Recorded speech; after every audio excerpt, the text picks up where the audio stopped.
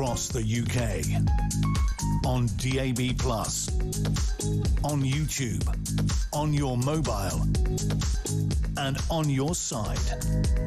This is Talk.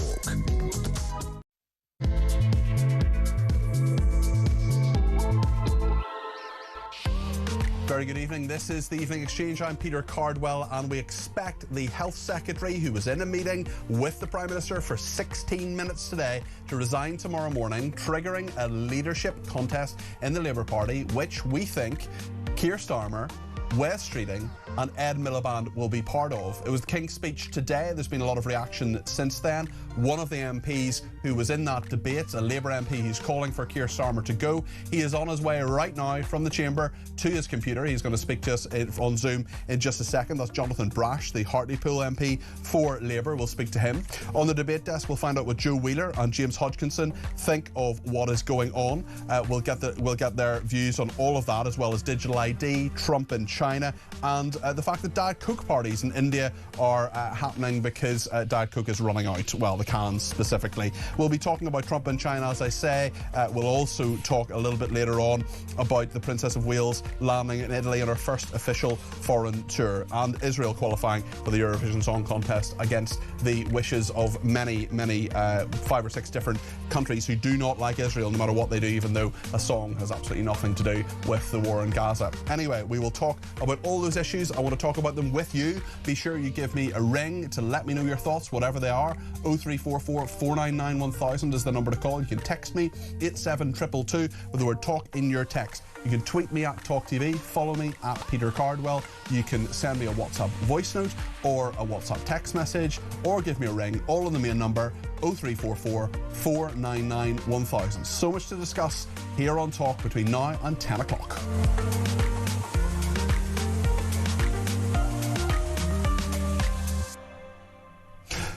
So it is battle royale between Wes Streeting and the Prime Minister. Ed Miliband expected to enter that race. It's been a really interesting day in Westminster because we had the pomp and ceremony of the King's speech. I was commentating on that with Julia Hartley-Brewer a little bit earlier, and so much of what I've been talking to politicians, I've been talking to people behind the scenes, trying to find out exactly what's happening. We're going to speak to a Labour MP in a second. But just before we do, I want to bring you some of the incidents today, and one has particularly annoyed me, and I expect will annoy you too. Pro-Palestinian activists heckling the King, the monarch of this nation, an impartial figure who has expressed absolutely no views whatsoever on the Middle East conflict. He was coming into Parliament, and this is how he was heckled.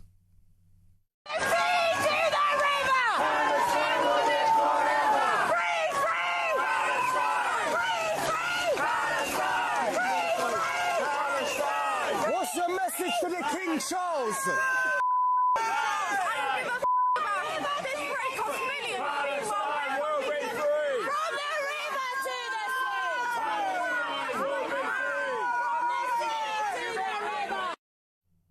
Well, I mean, ghastly people, horrible people who were heckling the King, shouting anti-Semitic slogans such as "from the river to the sea," which is about the destruction and erasing of Israel off the map. The King's speech today had very little to do with the Middle East. It was simply stating the government's position, which is a two-state solution, which is the position that most people have, and most people in this country have. Yet, of course, the pro-Palestinian protesters couldn't stop themselves. So what actually happened at the speech? Well, the King laid out 37 different bills that the government is going to put forward, but who will be Prime Minister when they do so? Will it be Keir Starmer? Will it be Ed Miliband? Will it be Wes Streeting? Or perhaps someone we haven't even thought of yet? Starmer talked in Parliament today about the legislation that's coming up. This is what he said. This King's speech sets a different course, a more hopeful course, a course that sees the conflict in Iran, a war on two fronts, not as something to wring our hands about, but as an opportunity we must take to shape our country's future, to end the status quo that has failed working people, to build a stronger, fairer Britain. That is what this King's speech delivers, and I commend it to the House. Yeah. That is the Prime Minister for the moment anyway. We will see what happens tomorrow. There's so many ways this can go. Whatever you think, whatever your view on this, whoever you think should be the Prime Minister, let me know. 0344 499 1000. Kemi Badenoch, the leader of the Conservatives, she was having none of it, and she was pointing out all the fissures, all the different problems that Starmer is having, even referencing West Streeting in what she said, the Health Secretary, on manoeuvres. This is the leader of the opposition, Kemi Badenoch, today. Scrapping NHS England, something the Prime Minister announced 14 months ago. But then I suppose the Health Secretary has been a bit distracted lately, hasn't he? Yeah, hasn't he? Yeah. He's chuntering now. Why don't you just do your job? Do your job. Even worse, Mr. Speaker, is what isn't in the gracious speech. There's no point in him giving me dirty looks. We all know what he's been up to. We'll know. Even worse, Mr. Speaker. Well, there she is, the leader of the opposition. Thanks to Lorraine, who has sent me a message to say these moronic pro-Palestinian protesters are a shameful new low for our once great country. They show no respect for our great culture, parliamentary history and what we stand for. They simply spew utter hatred and bile while the woeful police look on. This is not about free speech. It is simply pure Jew hatred, in Lorraine's opinion. She says, as it has been from the start, every time they go into the streets, our Jewish friends are living in fear and at great risk. Time to make a stand. No more, not in our name. It must stop. Arrests and prosecutions must take place. Let's go to Chris in Staffordshire. We're still waiting for our Labour MP, Jonathan Brash. We'll speak to him as soon as we can. He is on his way from the House of Commons chamber to his computer, to his Zoom, to have a chat with us. He has called for Starmer to go. It'll be fascinating to see hear what he thinks of what has happened today. Chris in Staffordshire first, though. He's given me a ring on 0344 499 1000. Chris, you're very welcome to the programme. What would you like to say? Evening. I've defected from LBC Radio, so I love your shows, love your channel. Thank you very much for having me. Thank you, Chris. It's good to have you with us. What would you like to say? Well, sometimes we certainly in the current world we play a lot with words. Certainly, Parliament are doing that at the minute, and it just tickled me that when I was doing a little bit of word association, that Keir Starmer, like kids do in the playground, reverse round is steer karma. I thought that was quite an ironic term. I don't know whether you'd even used it on the programme, so I thought I'd phone in and give you that as a gift. And West Streeting would be stress weeding? Yeah. So isn't that a funny one? But, steer karma. It's far from calm at the minute. Well, you're absolutely right, Chris. Listen, it's great to have you with us, and please keep calling. First time I've spoken to you on the air, but hopefully not the last. Matt's in Cheshire. Matt, changing the leader, can this change things? Can this mean that Labour can get back on track? Good evening, Peter. Hi, Matt. Can I first just give a shout out to how fantastic Kemi Badenoch was today? If you like, yeah. That was the best performance I've seen, I think, probably in decades. She was literally on fire. So okay, good.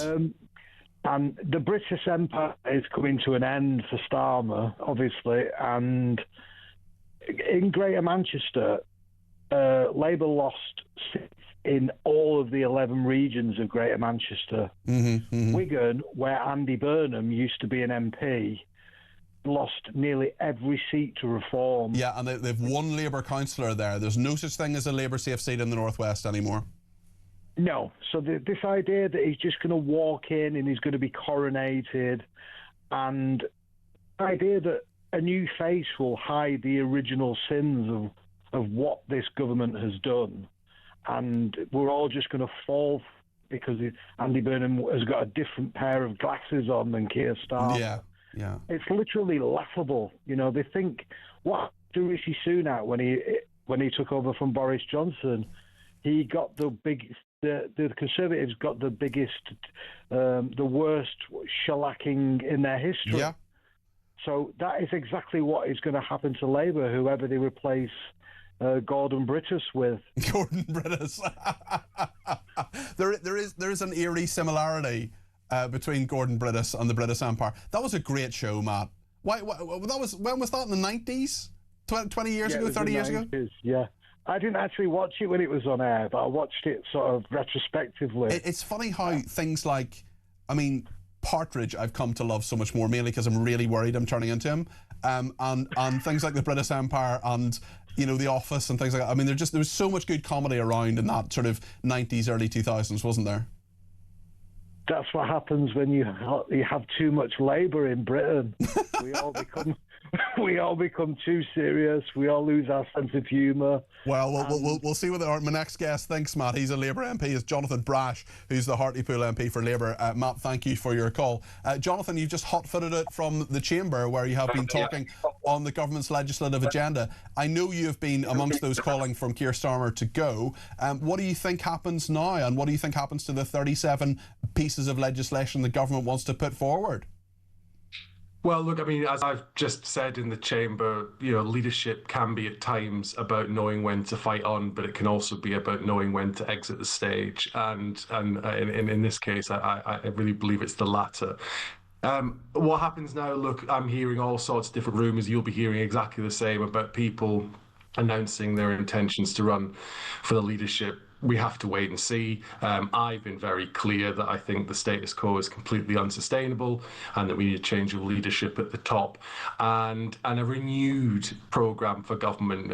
Again, as I was just saying in the chamber, we need to be far bolder in order to affect the change that my constituents and the country needs to see. So if you want a new programme for government, Jonathan, is the King's Speech not worth the vellum it's printed on? Look, there are a lot of good things in the King's Speech. I think it's important not to be negative for the sake of it. There are many things within that speech that will turn into really effective legislation that will make a difference to people. But there's a whole list of things that I wish had been on the King's Speech today: council tax reform, nationalising utilities like water to bring bills down, and many more beside. I think we need to, as I say, be very much bolder. I sometimes feel like you were just talking about the 1990s there. I sometimes think politics in Westminster thinks it still is the 1990s, but the world moves at a faster pace. People are demanding change, and they're demanding it now, and that means changing the way we do politics. You know, we have a huge majority. You know, there's 3 years to the next general election. We have time. We can do whatever we want in terms of fixing some of the problems that this country is facing. And I know, because I've just spent the last month or so knocking on doors in my constituency, that people want to see change faster. They want their high streets improved. They want dentistry back in our communities. You know, they want all of these things to happen, and they want their neighbourhoods cleared up more quickly. They want more investment in public services. They want their energy bills to come down substantially. You know, these are all things that government can change. It just needs to be bolder, and it needs to do it much more quickly than we have done. Who is the person to be bolder? We're looking probably at a three-way contest between Keir Starmer, Ed Miliband and Wes Streeting. Who would your money be on? Who would you be happy to be Prime Minister? I know it's not Keir Starmer. It's not Keir Starmer, and I say that with a huge degree of sadness, as I actually do deeply respect the man. I know not all of your viewers will agree, but that is my position. Look, I've said consistently that I think the smart thing to do would be to set a proper timetable so that a contest could take place over the coming months to allow all the talent within the Labour Party in this country to have the opportunity to put their name forward. So Andy Burnham then? I think, look, I've said very clearly that I thought the decision to block Andy Burnham was wrong and wrong-headed, and I think that he should be allowed to have the opportunity to come back into the PLP. You can't take it for granted, because it is ultimately up to the voters in whichever constituency it is. And there are a lot of what-ifs within that scenario, right? Because in theory, you have in theory, Wes Streeting resigns tomorrow, which we think is probably going to happen. In theory, there's then a leadership contest because he, in theory, has 81 votes. Then you have perhaps another contender in Ed Miliband. The Prime Minister's in there already. He doesn't need 81 nominations. He's in there automatically. It could last for a long time. In theory, you have an MP standing down. In theory, there's a by-election. In theory, Andy Burnham is selected for that seat, and in theory, he wins it. I mean, there are an awful lot of what-ifs, and what I found, and you're absolutely right to say don't take the electorate for granted, because often when the electorate is sort of told to do one thing, they may not do it. And if you have a by-election where the candidate is the potential next Prime Minister, you're going to find the Greens, Reform, whoever the stronger second party is in that constituency, throwing the kitchen sink at that. The Labour Party could end up with a lot of egg on its face, and so could Andy Burnham. 100%. Of course it's risky. But I think, we're talking about the Prime Minister. Is it a risk worth taking to make Andy Burnham Prime Minister? I think I should be very clear. I'm not, and I have not come out to back any individual candidate. But what I believe is, when it comes to the leadership of your party and the leader of your country, we shouldn't be restricting the choice because of arbitrary rules. Look, I'll say again, the original mistake was blocking him the first time. I believe he'd have won Gorton and Denton if he'd been allowed to stand in, be in the PLP now, and we wouldn't have this problem. That said, we are where we are, and I think that we want to have the fullest possible choice about who the next leader is. And there will be other names potentially coming out of the woodwork besides the ones that you've mentioned even now. So I think until we know who the available candidates are, we have to wait. I come back to the point. It's going to be about what they promise they want to deliver. It's about what their programme for government is about going to be. It's about how radical, how bold they're prepared to be in terms of delivering. And with that radical change, Jonathan, which you clearly want, you've suggested and come up with a few ideas there a little bit earlier in the interview about council tax, for example, which does definitely need reform, and nationalising water, which is something, I mean, I am totally pro-nationalisation of water. My water bill has gone up 100% in the 5 years that I've been living in my flat. The point, I suppose, is in what direction does the radicalism need to go? You know what you want, but if you're going to, you have the sort of what pollsters call the working class going to Reform UK. You have a lot of people going to the Greens as well. In which direction does Labour need to go? Listen, we get totally caught up in this idea of direction. Do you go left? Do you go right? It's about where the British people are. You just said it yourself. Well, they're not with you, though. I mean, 1,500 councillors, they're just not with Labour at the moment. I don't disagree, Peter, but you just said yourself, you want your water bill to come down. So where are the British people? They want action to bring their water bills down. It's not about going left or right. It's about on each individual area where people are hurting. I talk again in the chamber about, the crushing pressure of everyday life for my constituents and many others right across the country. It's about taking each individual issue and finding the solution that solves it. So it's not about left, it's not about right, it's about doing the sensible thing. On asylum and immigration, I back Shabana Mahmood absolutely all the way, but if we have to go further, I think we should go further. Okay. When it comes to utilities, I'm pro nationalisation. That's not left, that's not right. It's just practical, bold policies that can change the lives of people in this country. I've known you for about a year and a half, Jonathan, and I don't agree with everything that you say. You don't agree with everything I say. That's fine, but you're a pretty sharp shooter. You say things straightforwardly, and you're generally very honest in these interviews, which I really appreciate. What has the last few days been like being a Labour MP? Awful. It's been terrible. And look, I mean, but I'll tell you something, it was much worse last Thursday when I watched incredibly hard-working, decent councillors who were delivering for Hartlepool, contributing positively to my constituency, swept away through no fault of their own whatsoever. And that was an awful thing to watch. So it's not very nice. I don't really enjoy it. I'd much rather we could get back to the job of governing. But when a change is required, you have to say so. And look, when it comes to speaking your mind, telling the truth is probably just the easiest thing to do because it's the easiest thing to remember. And for me, I've just said what I believe to be right, and now we need to move on and get that radical agenda that can help people improve their lives for the better. Just one other thing before you go. I don't know if you're aware of these royal protesters who've been shouting anti-Semitic slogans and heckling the King as he went into Parliament today. What's your view on that, Jonathan? A disgrace. I mean, an unmitigated disgrace. I hope they find them. I hope they arrest them. I hope they charge them to the fullest extent of the law. It's completely unacceptable. And, whether it's anti-Semitism, whether it's Islamophobia, there seems to be a surge at the moment of racism in this country. And I think we really need to call it out. I think we need to examine why this kind of discourse and dialogue is seemingly becoming more acceptable in society. You'll see it, I see it on social media almost every day. I think we have to have a grown-up conversation about it, but anybody perpetrating those sorts of appalling, disgraceful comments, whether directed at the King or frankly anybody else in this country, they should be arrested, charged and dealt with appropriately. And just, sorry, one more thing before you go. What do you think happens tomorrow? What are you hearing? Well, I mean, I only hear what you guys hear, and it seems to me that there's the likely resignation of a cabinet minister and the triggering of a leadership race. But until it happens, who knows? And that must be frustrating for you as well, because you're in a situation where, you know, you've talked about the practical things you want to get on with doing, but now Labour's going to be talking to itself for a few months when the country has told them, as you correctly said last Thursday, that it wants to talk about change and doing things in a different way. Well, I think we have to see that as an opportunity, because, you know, if there's going to be a leadership election, which is why, by the way, I think we should have all the talents participating in it, it actually gives you an opportunity to talk about that change.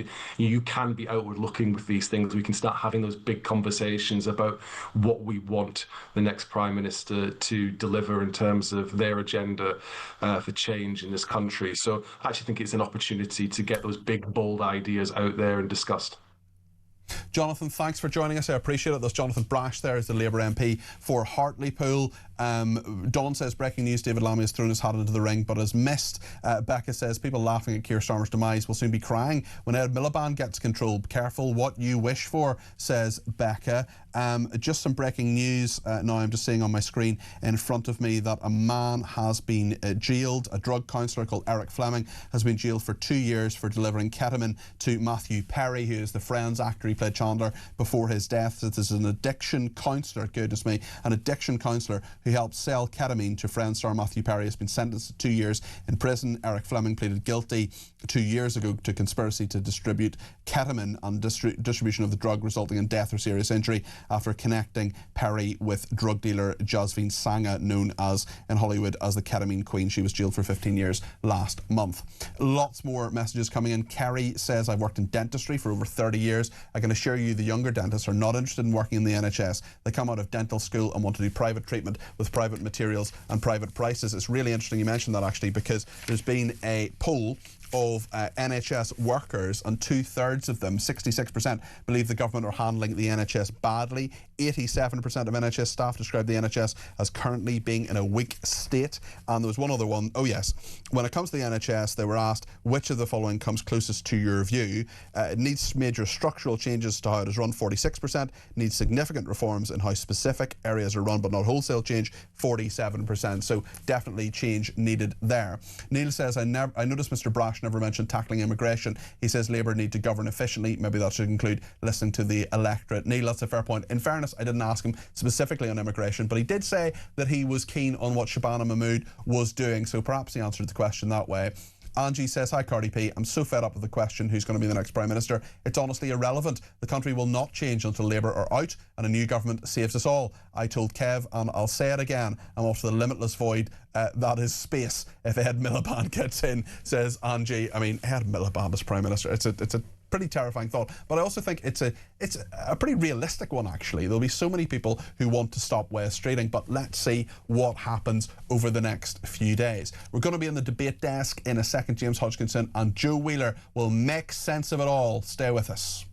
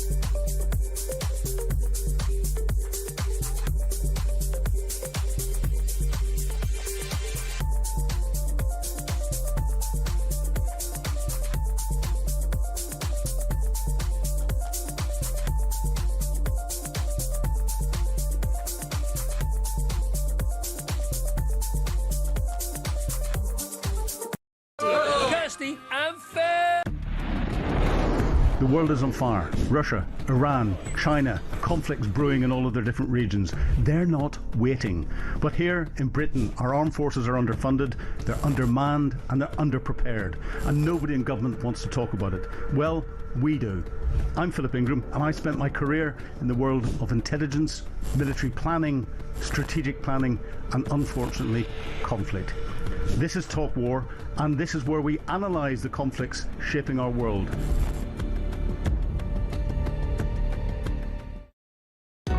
Across the UK, on DAB+, on your smart speaker, on your smart TV, and on your side. This is Talk. Thank you everyone who has been in touch. Twitter is very busy this evening. I'll come to some of those in a minute or two. Some very interesting views on Twitter. We're going to go to the debate desk in a second, but let me read a few messages first. Jason has been in touch about the scenes outside Parliament. Let's play that clip again, actually, before I go to Jason's message, which is people heckling the King with pro-Palestinian, anti-Semitic slogans.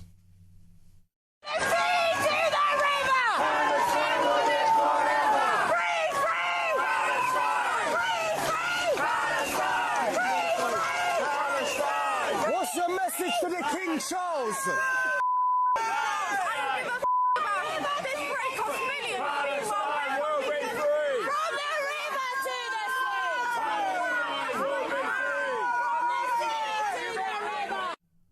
Yes, lovely young woman there with quite a lot of facial jewellery there. Not sure she would get through a metal detector. Necessarily in blue hair. Just, yeah, well, indeed, or a magnet. Looks lovely. Graham says, I've just heard this vulgar mob heckling King Charles. They dislike this great country so much. Why don't they go and live somewhere else? Penny in Essex says, Charles and Camilla being heckled beggars belief. No surprises, though, for nowadays. They probably don't even know what they are shouting out. They should be ashamed. Total cretins, says Penny. So thank you for that. And another person, Amanda, says, what an utter disgrace. The pro-Palestinian demonstrators were able to disrespect our king and country. Shame on the head of the police. In fairness, there was a policewoman in that mob there trying to restore order in vain, I think. Jason in the Lake District, I promised I'd read out his message. He says, the scenes outside today with the mob screaming are another example of how we are slowly losing our country. We need to wake up and stop talking about the far right and start cracking down on the far left and Islamists. Jason also says that he loves Jo Wheeler. It has made my night that she is on the debate desk. So a very good welcome. What better welcome could there be? Jo Wheeler and James Hodgkinson, wonderful to see you as well. No message from Jason about you, unfortunately, but I'm sure it's only a matter of time. You're building up your public.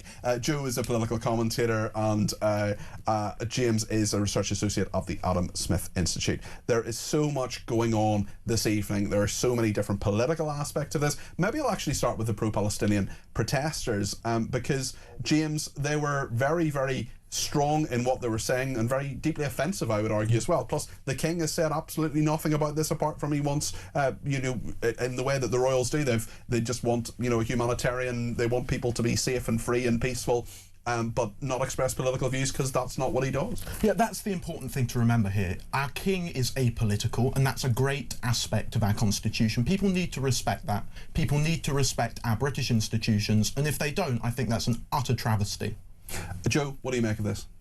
Well, it's quite likely that this particular protest was organised well in advance and couldn't anticipate all the issues that were happening in Westminster at the time. But it doesn't alter the fact the King is, one, elderly, secondly, not very well, and thirdly, as James said, apolitical. Why sabotage that? Yeah, it's a very, very good point. There are lots of people who are very annoyed about that this evening, and we'll talk about the politics, of course. We're talking to Jonathan Brash there about that in a second. We'll talk about the politics after the break, so stay with us here on Talk.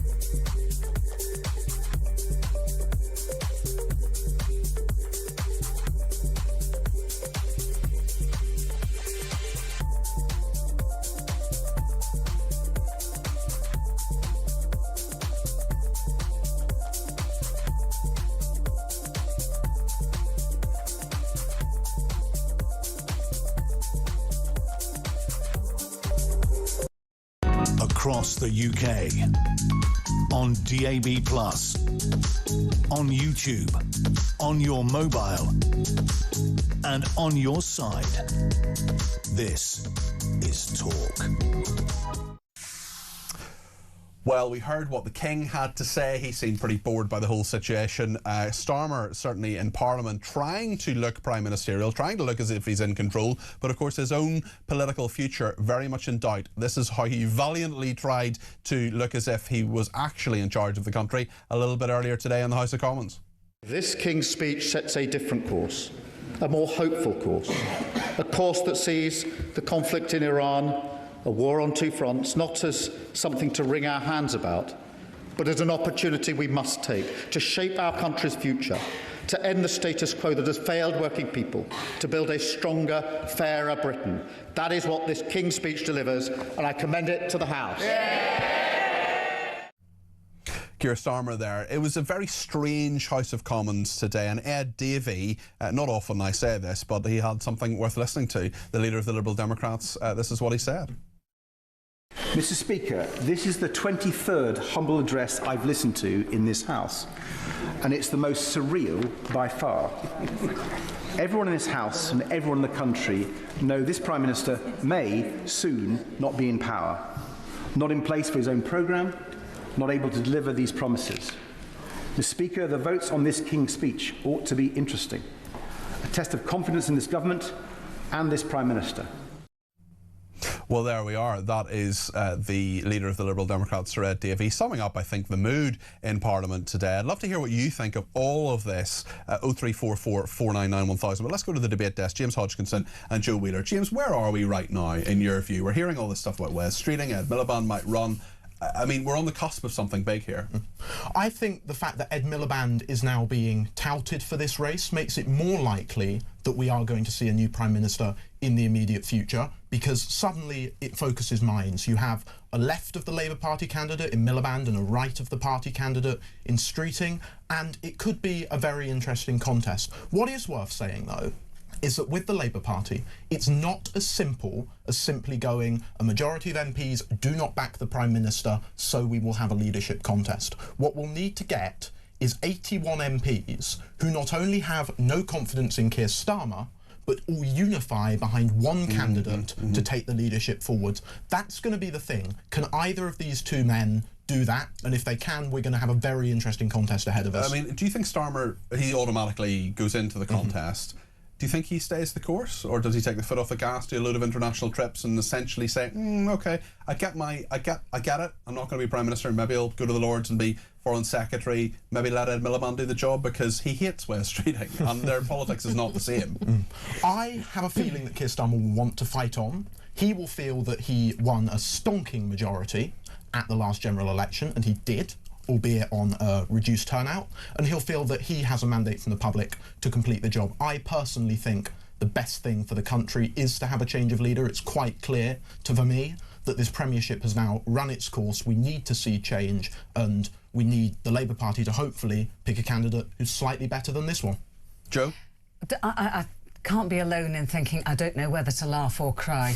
I mean, there must be zillions of people across the country putting their favourite soaps on hold whilst they watch what unfolds here, because it's just, I mean, you don't know which way to turn.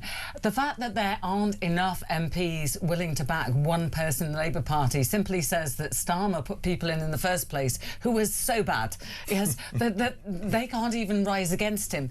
You know, as I say, there are some vaguely comedic quotes. Ed Davey said, we're told, this resignation is taking so long it would give the NHS waiting list run for their money. Or go and sort out the NHS. I mean, yes, if that's your job, go and do it. And if you haven't done it, why on earth do you think it's okay to stand for being Prime Minister?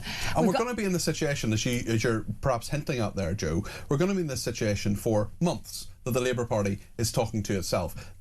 I say this very often, the country is crying out for leadership. Maybe they'll get it from the next person, the next man or woman, but actually there's going to be this period where the country has said, right, we don't like what you're doing, Keir Starmer. if they get someone new, it's going to take ages to actually work that out. It's going to take months and months. Yes, Jonathan Brash, the MP I was speaking to a second ago, says he thinks it should be extended so Andy Burnham can come in. No, but that's just ridiculous. We'd have to wait for, and you know, safe seats, and are there any? Yes. Angela Rayner, no thank you. I know it's the Green Party, but Plansky, you know, also in trouble with council tax. And then you were talking about an outrider coming in today who nobody's ever heard of. He's ex-forces, great. Carnes. Yeah, I've heard of him. We're not. Only nerds like us. We're not interviewing for a Saturday boy here. Yeah, we're interviewing for the PM, and we don't know anything about this guy. He's not proven. He's got no track record. We don't know his personality. We don't even know his political views. I mean, please, you know, you're absolutely right. We need some kind of leadership. It's been beyond shoddy. I think 10% of Labour voters think that Starmer's been doing a good job. Some 60-70 saying it's been terrible. And those are the Labour voters themselves since 2024. You know, it has been a mess beyond belief. Absolutely. James, what is your favourite outcome? I expect you're not a Labour supporter, but who do you think would be the best leader of Labour? Who would unite that party and show some leadership to the country? Because they're not going away anytime soon. Well, I think if I could pick anyone on the Labour front bench or former front bench, I would probably go for Shabana Mahmood. That is not practical. The party are not going to select her. I do think Wes Streeting might be a relatively stable pair of hands compared to some of the other options available. The one thing I will say is that we cannot afford to have Ed Miliband as our Prime Minister. No, I mean, I think if Ed Miliband is the Prime Minister, there are going to be a lot of people who don't take us seriously as a nation. And I mean, we have a texter here who says, I think Ed Miliband will get on well with the King. They're both as mad as each other on net zero. And another person says, Nathan in Basingstoke says, choosing my preferred replacement for Starmer is like choosing which Portaloo to use on the last on the last day at a music festival. That is an image that is certainly That's one going of the better to. Ones today. That is very good. That. Larry the cat could do a better job, says Penny in Essex.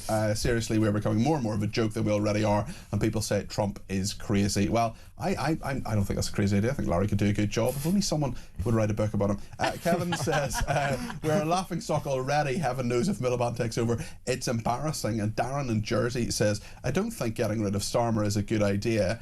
Mad Ed is strong favourite to get him. I think the UK is doomed. Cheers. Thanks, Darren. I mean, there is a lot to talk about here, and Jason's been back in touch with the Lake District saying Starmer Cannon, in my opinion, will cause so much damage out of spite. He needs to be removed immediately. It's clear that he's not to be trusted. He also says, James, you are a good guy. He does like you. I know you're on tenterhooks as to what Jason in the Lake District thought. There's so much more in this, and I mean, Streeting tweeting as well after the King's speech. He was talking about the health bill. And this is the Health Secretary Wes Streeting saying, under Labour, NHS waiting lists are falling, ambulances are arriving faster, there are more GPs and higher patient satisfaction. Lots done, lots to do. What on earth can he mean? The health bill will boost the impact of our investment in modernisation, cutting bureaucracy to invest in patient care. Clearly he had that tweet ready to go at the end of the King's speech. Actually, very few people sort of ask these questions. How do you think the King did today, Joe? Well, I have to be honest and say that I was travelling at the time, right. So I've been doing a spot of catch-up. Are you honestly saying you didn't listen to the whole speech? The fascinating list of 37 bills? I didn't, because I forgot my headphones and I didn't think he exposed the entire train carriage, you know, to what he said. What, are they I'm sure, would have wanted to listen to say nothing of my analysis with Julia Hartley-Brewer? Yes. I'm not sure whether they wanted to hear it or not. What I'm banking on is the fact that, I mean, poor old Charles, he just had to kind of go with it. It must have been one of those where palace officials were all over it to the last minute, going, what on earth shall we say? In the same way that Sunday night, was it? You know, the newspapers were sitting there going, what are we putting on the front page Well, today? exactly, yeah. And the palace as well said, you know, should we actually go ahead with this, given everything that Starmer's going through? Is this the calm before the storm, James? And what do you think? Calm? Well, is it calm? Yeah. And how do you think the King did today? Well, as usual, the King was utterly professional, utterly objective, utterly impartial, and delivered a really, really solid performance. As to the calm before the storm, if this is the calm, boy oh boy, what the hell's the storm going to be like? But look, it's in many ways the wonder of our parliamentary democracy. Whatever crazy things are going on in the world of politics, our constitution keeps moving, and that's what makes it so great. Andrew's been in touch and says, Hilary Benn is my dark horse candidate. Sorry, Joe, you had another comment there? I was simply going to say, given the fact that whichever way you look, things are so bad at the moment, if ever there was an essence of being British, it's the fact that these messages coming in, they're funny. They're very funny. Still got a sense of humour. You have to. When you're desperate, you just have to keep smiling and keep going. The Portaloo one was absolutely superb. We're going to talk about a couple of other things after the break on the debate desk. We're going to talk about digital ID going ahead. We'll talk about Trump in China as well, and why people in India are having Diet Coke parties. Cheers. It's all to do with the Strait of Hormuz. Stay with us.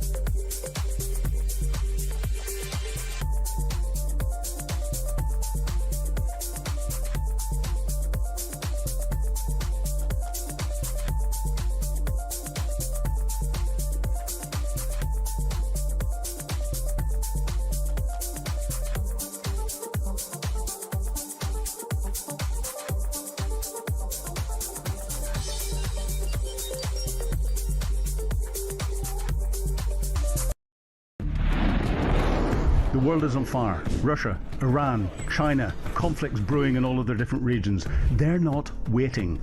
But here in Britain, our armed forces are underfunded, they're undermanned, and they're underprepared. And nobody in government wants to talk about it. Well, we do. I'm Philip Ingram, and I spent my career in the world of intelligence, military planning, strategic planning, and unfortunately, conflict. This is Talk War, and this is where we analyse the conflicts shaping our world.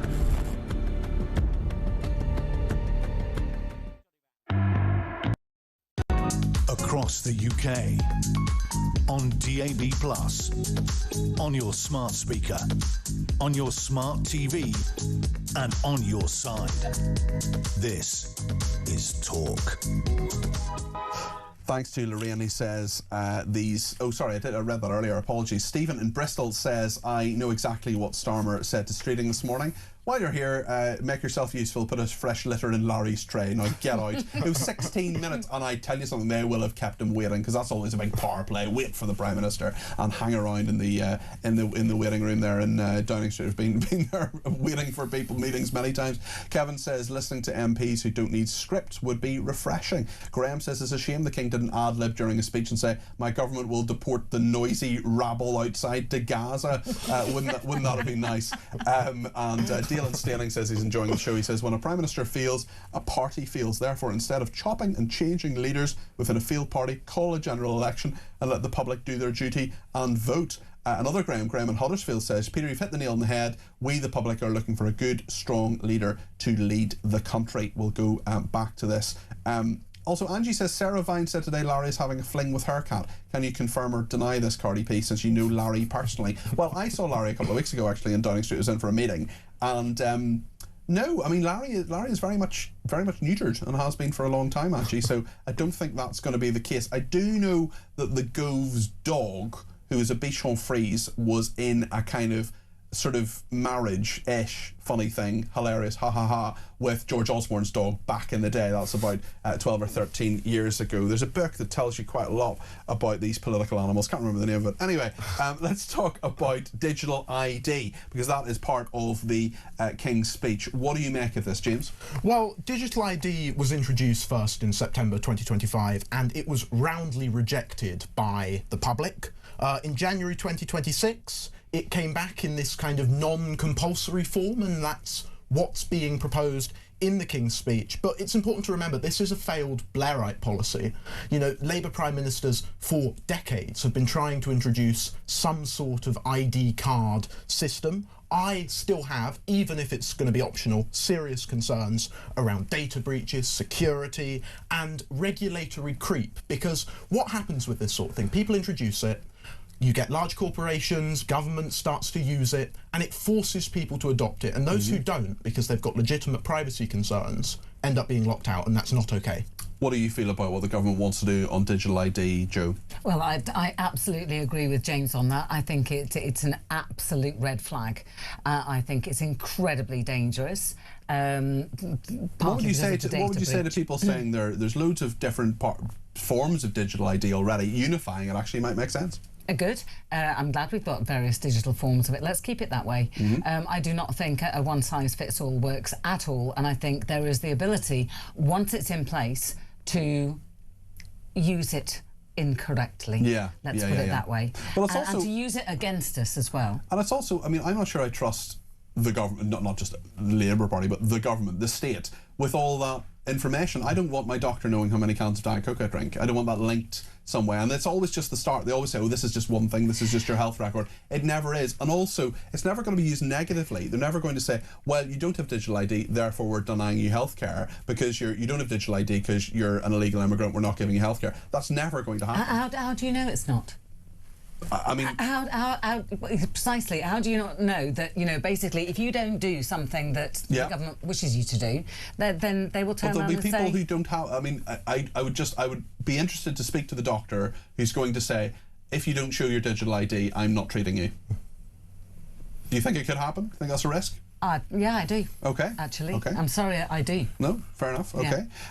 Lots more on this, because this is just one of the 37 bills that are in Parliament. Investment in Northern Rail, nationalising British Steel, fast-tracking the green energy infrastructure, more leasehold reform if that ever happens, a new bill to realign with the EU. This is something a lot of people are quite worried about. What's your take on that, James? Well, just on the EU stuff, at the end of the day, sadly, it's no surprise. Keir Starmer is a former shadow Brexit minister who voted to block Brexit on 48 different occasions. And I can't stand here and say to people that Brexit has been a complete success, because it hasn't. But what I can say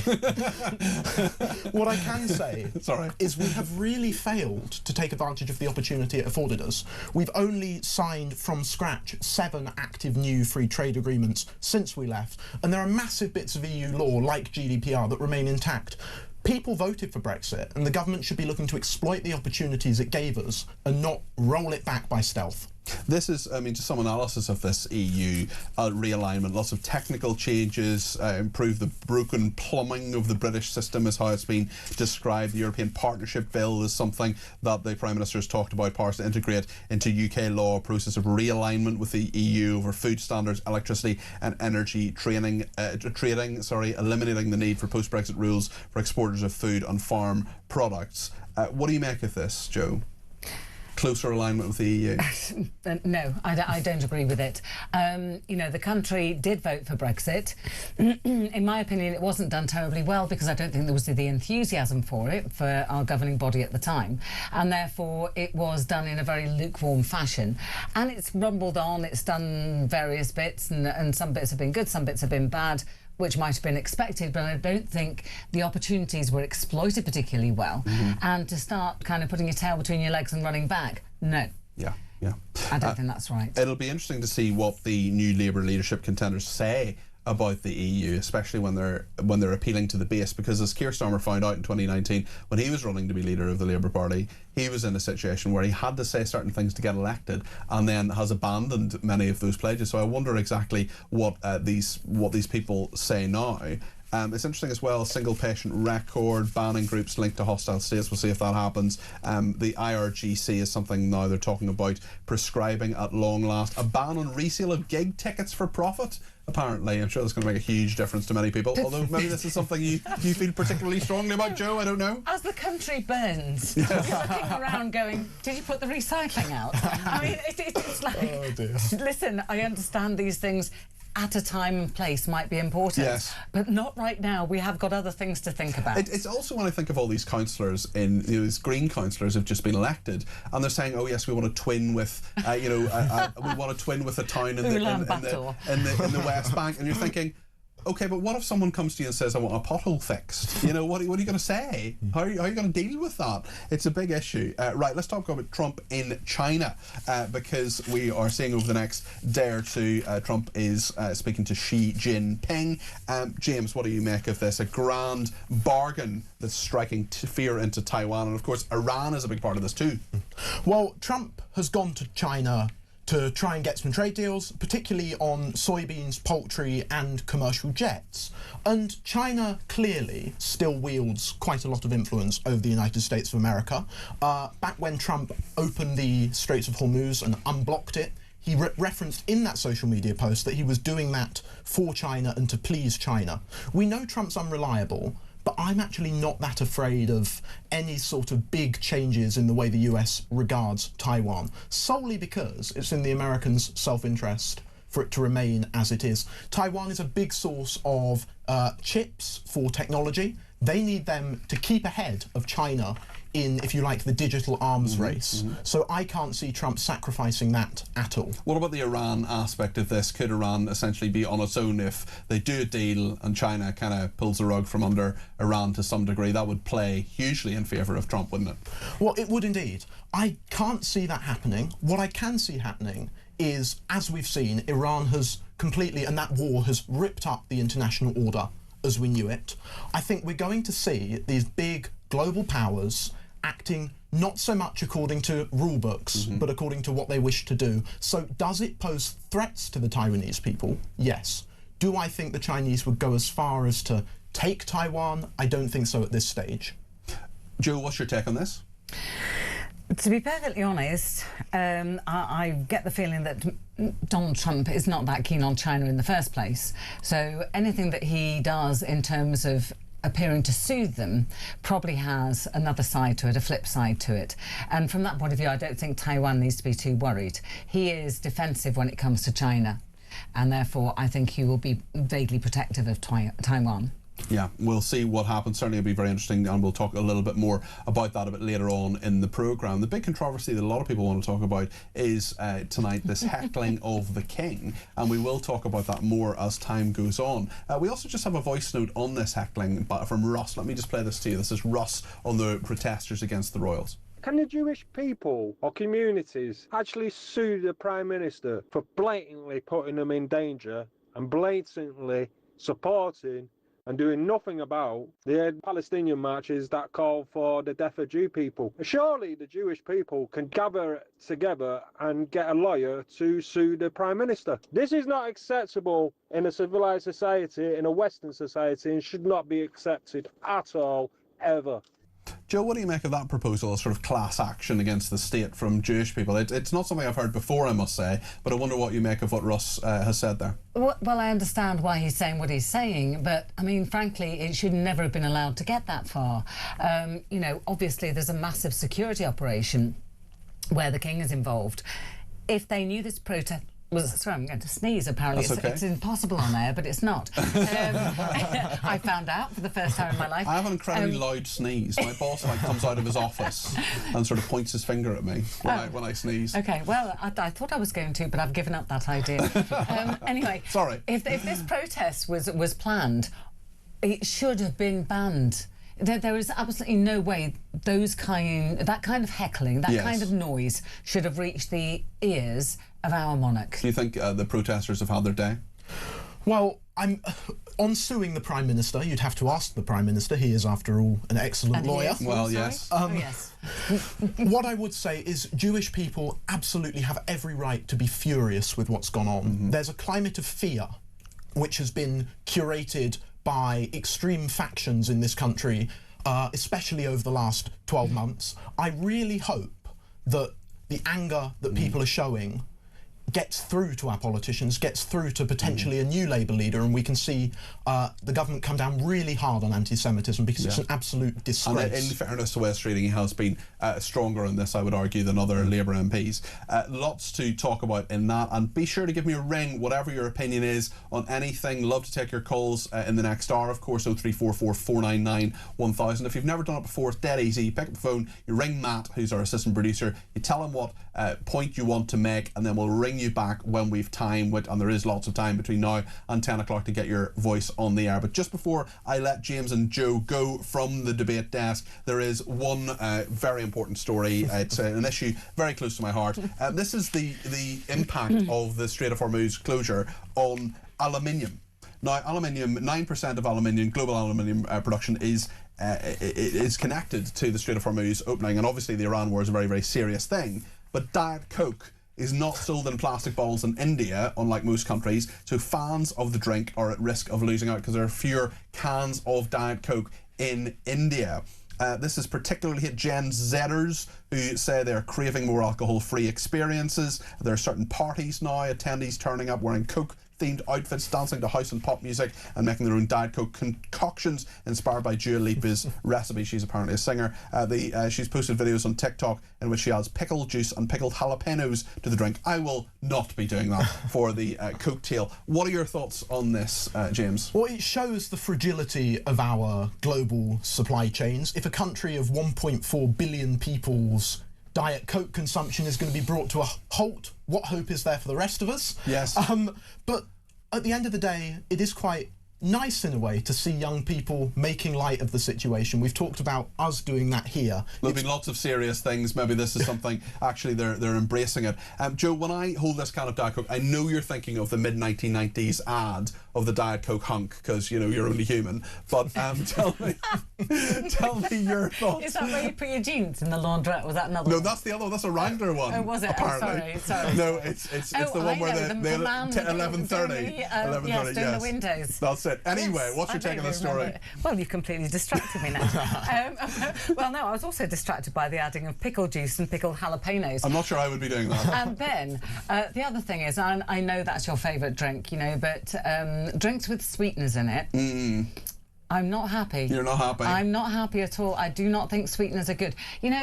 Back in the day when they said don't eat butter, have margarine, which is actually one molecule away from being plastic. Please do not do that. It is not good for you. And then as a mother of children, I used to march around the supermarket aisles getting quite exercise. You read the back of the packets rather than the front of them? Well, no, because you can't buy a cordial with proper sugar in it. Okay. Yeah, it was all no added sugars, and I don't want to give my children sweeteners, thank you very much. And literally there were no cordials available, and I felt the same when it comes to drinks. Well, that apparently, I mean, we've had people in the behind the scenes saying that's been the case as well. Lots to discuss. Whatever you want to talk about. First of all, thank you to Joe, thank you to James. Whatever you want to talk about, whether it's Diet Coke, whether it's the Straits of Hormuz, whether it's Wes Streeting as the next Prime Minister, Ed Miliband as the next Prime Minister, whatever you want to do, give us a shout. We'll talk soon.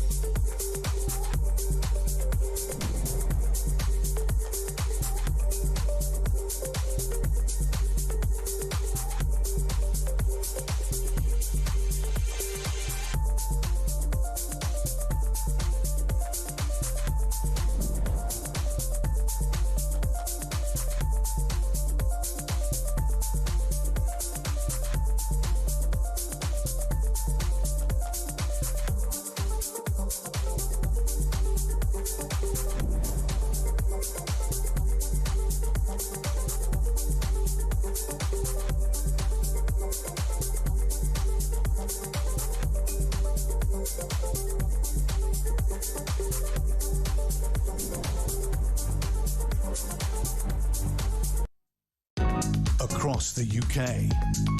On DAB+, on your smart speaker, on your smart TV, and on your side. This is Talk.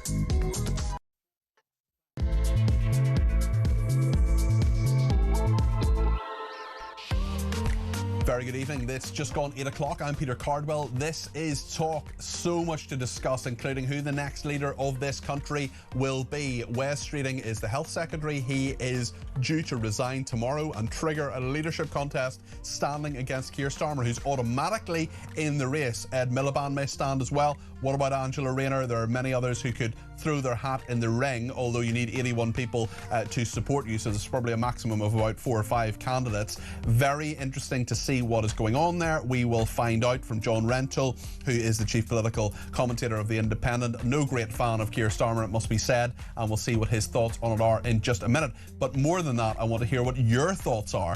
0344 499 1000 is the number to call. Please do give me a ring. Let me know your thoughts. Plenty of time for calls this evening. Digital ID is something people want to talk about as well, because that is now part of the King's speech that was made today. We'll talk about immigration. We'll talk about VAT on private schools. Whatever you want to talk about, you give me a shout. 0344 499 1000. Trump is in China as well for a high-stakes meeting there. We'll get the latest on that and how we thought the King did today, especially after that horrendous and unexcusable anti-Semitic heckling against him and Queen Camilla.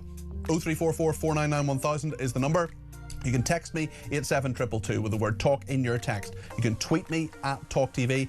Follow me at Peter Cardwell. You can send me a WhatsApp voice note or a WhatsApp text message, or give me a ring, all on the main number 0344 499 1000. Love to have a chat with you this evening. So much to discuss between now and 10. Stay with us.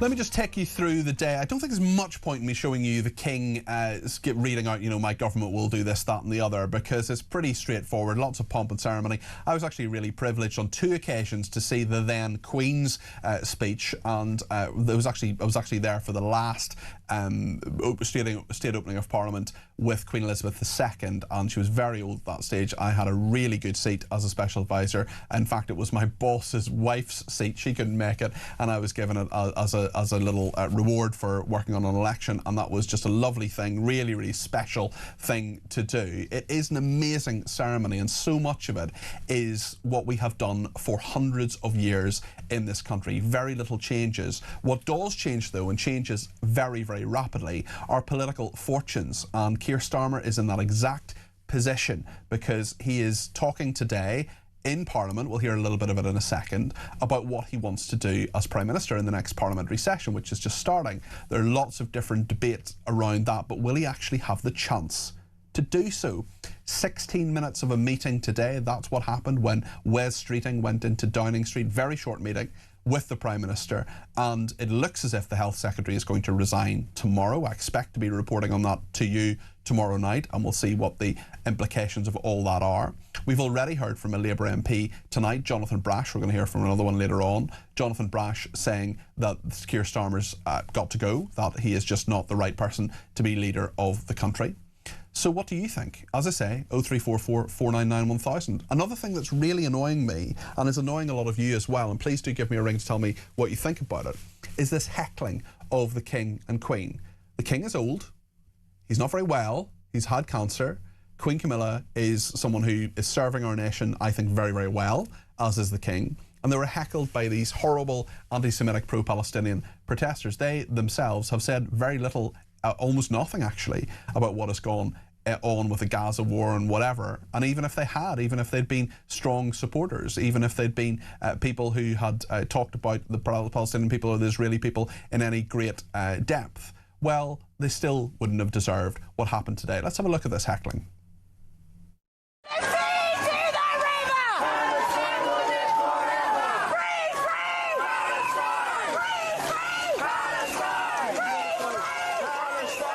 What's your message to the King Charles?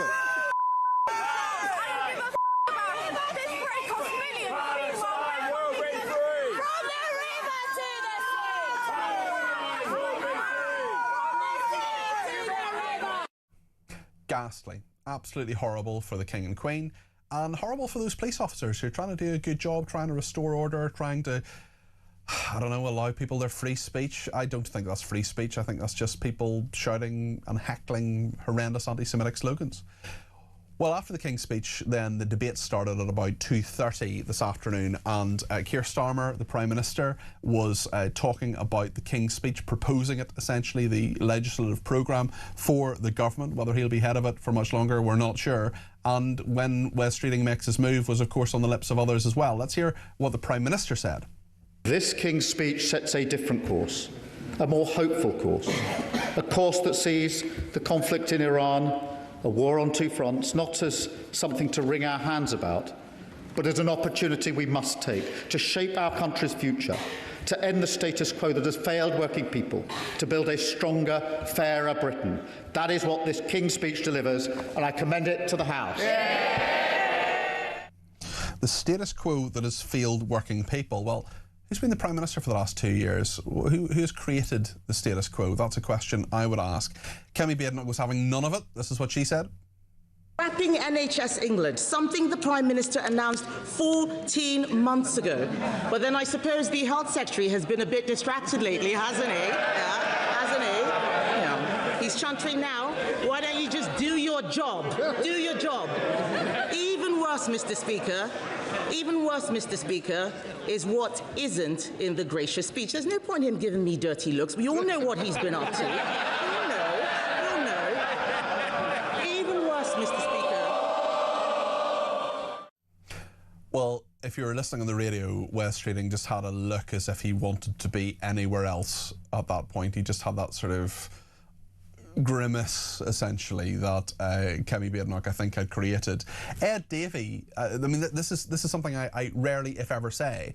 Ed Davey, I think, put it best when he said this, the leader of the Liberal Democrats. Mr. Speaker, this is the 23rd humble address I've listened to in this House, and it's the most surreal by far. Everyone in this House and everyone in the country know this Prime Minister may soon not be in power, not in place for his own programme, not able to deliver these promises. Mr. Speaker, the votes on this King's speech ought to be interesting, a test of confidence in this government and this Prime Minister. Ed Davey there, Sir Ed Davey, the leader of the Liberal Democrats. Well, John Rentoul is chief political commentator at The Independent. John, what do you make of today? What do you make of what the King said, what Starmer said? Just take me through your day. No doubt you were watching it all and seeing it up close. I was. It's been a very, very busy day. I started this morning on ABC, Australian Broadcasting, trying to explain the intricacies of our unwritten constitution and the Labour Party rules and how that all works. And by coincidence, I was on immediately after Anthony Albanese. Right, okay, well, he was your warm-up man. He was my warm-up man. And so I watched the Australian Prime Minister being interviewed about the budget in Australia. And it was really quite striking, actually, because he's a sort of model of what Keir Starmer could be if Keir Starmer was sort of relaxed and confident and affable and quick-witted. I mean, that was the thing. Anthony Albanese he had an answer for every question that was thrown at him. Some call it his Albanese manner. Yeah. And it was like a sort of vision of an alternative reality. But then today we've been brought down to the reality that Keir Starmer is in real trouble. Wes Streeting is obviously going to launch a leadership bid tomorrow. I don't think there's any way out of it now for him, because his people have been briefing the press, and it would just look absolutely terrible if he didn't do it.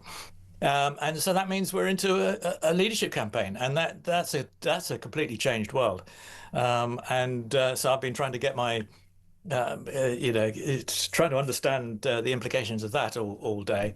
And I think just take us through the mechanics of it. Tell us what you told the Australians about the mechanics of how this works, the 81 number, the 81 MPs, and I think I'm right in saying that the Prime Minister is automatically a candidate. He doesn't need any nominations.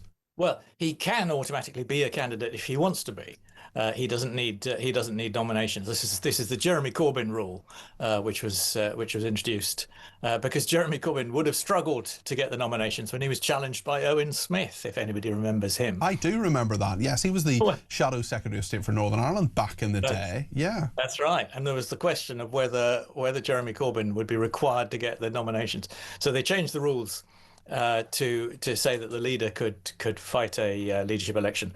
But the political reality is that as soon as a leadership election is triggered, the question about Keir Starmer changes, I think. I mean, people then stop defending the sitting Prime Minister, and they have to ask themselves the question, do they want Keir Starmer to lead them into the next election? And I think Labour Party members don't. And I think that will become very clear quite quickly. And I think Keir Starmer will not be a candidate. So the mechanics are that Wes Streeting resigns, then he says, by the way, I have 81 MPs backing me. He's got to have them publicly. It's not like the Conservatives. They've got to be publicly declared and say who they are. So suddenly the veil comes down on that one. We know who those 81 plus people are. And that will be something they'll be working on or have been working on for some time. Well, and I think then what happens? Yes, I think that's right. But I mean, I think it starts with Wes Streeting declaring that he is a candidate and he is seeking nominations. Yes. And at that point, he then has to start publishing the nominations that he has received. And I'm not sure if he's actually got 81 nailed down. But I mean, he will have 81. But he has a period of time in order to submit those nominations and say, I'm a candidate. That's right, but that period of time is not set yet, because that will be the Labour National Executive that will draw up a timetable when a challenger submits 81 nominations. Okay, interesting. So then at that point, then it's Wes Streeting versus Keir Starmer. What about others as well? We expect perhaps Ed Miliband to put in his nomination as well. And where does Andy Burnham come into all this, or not? I think Angela Rayner first. I think Angela Rayner is the candidate that Wes Streeting will end up fighting. Right. Because I think Ed Miliband will only stand if Angela Rayner does not, or Andy Burnham does not. And I don't think. I mean, Andy Burnham, I think, is out of time. I think he's not eligible. And I don't think the Labour National Executive is going to bend the rules to try and make him eligible. There would be a lot of rule bending that would need to be done, wouldn't there, in terms of all the things that would need to happen before Andy Burnham is eligible and becomes an MP? Yeah, and fundamentally, the National Executive is either a Starmer National Executive or a Wes Streeting National Executive, I think. But more fundamentally than that, it is a National Executive that does not want to hand the mayoralty of Greater Manchester to Reform. Yeah. Because that is almost certainly what would happen if Andy Burnham were to vacate that post. So I don't think he's a contender. I don't think Ed Miliband's a contender unless Angela Rayner decides not to stand. But I think Angela Rayner will stand, and so I think even before her tax affairs are in order and she's paid back that money after breaking the law. Well, it's not an ideal time for either or Wes Streeting, actually. I mean, you were quite right. You could tell from Wes Streeting's face in the House of Commons today that he was not very happy with the situation. I think he feels that this is not the best time for him to go for the leadership. He doesn't want to have to go first, but I think events have just run out of control. And I think he has to go for it. So I think Angela Rayner will just have to fight it with the tax thing hanging over her. I mean, the ideal situation from her point of view would be, of course, if during the Labour leadership election campaign she's cleared by the HMRC. Yeah, and that could take a lot of time as well. Who wins, John? Well, that's come on. You must know. You must know. I do not want to make any predictions, but I mean, the point I have that I have been making all day to anybody who will listen is that I think Wes Streeting has a better chance than a lot of people assume. I mean, people assume just because he's a Blairite and his instincts are not to deal with every problem by spending more money and raising taxes, that the Labour Party members don't like him. And it's true, he's not their natural choice. But, there was a poll of Labour Party members in February, not that long ago, by Survation, which found that if Andy Burnham wasn't a candidate, then it would come down to Angela Rayner versus, where Streeting and Rayner would win by 60-40.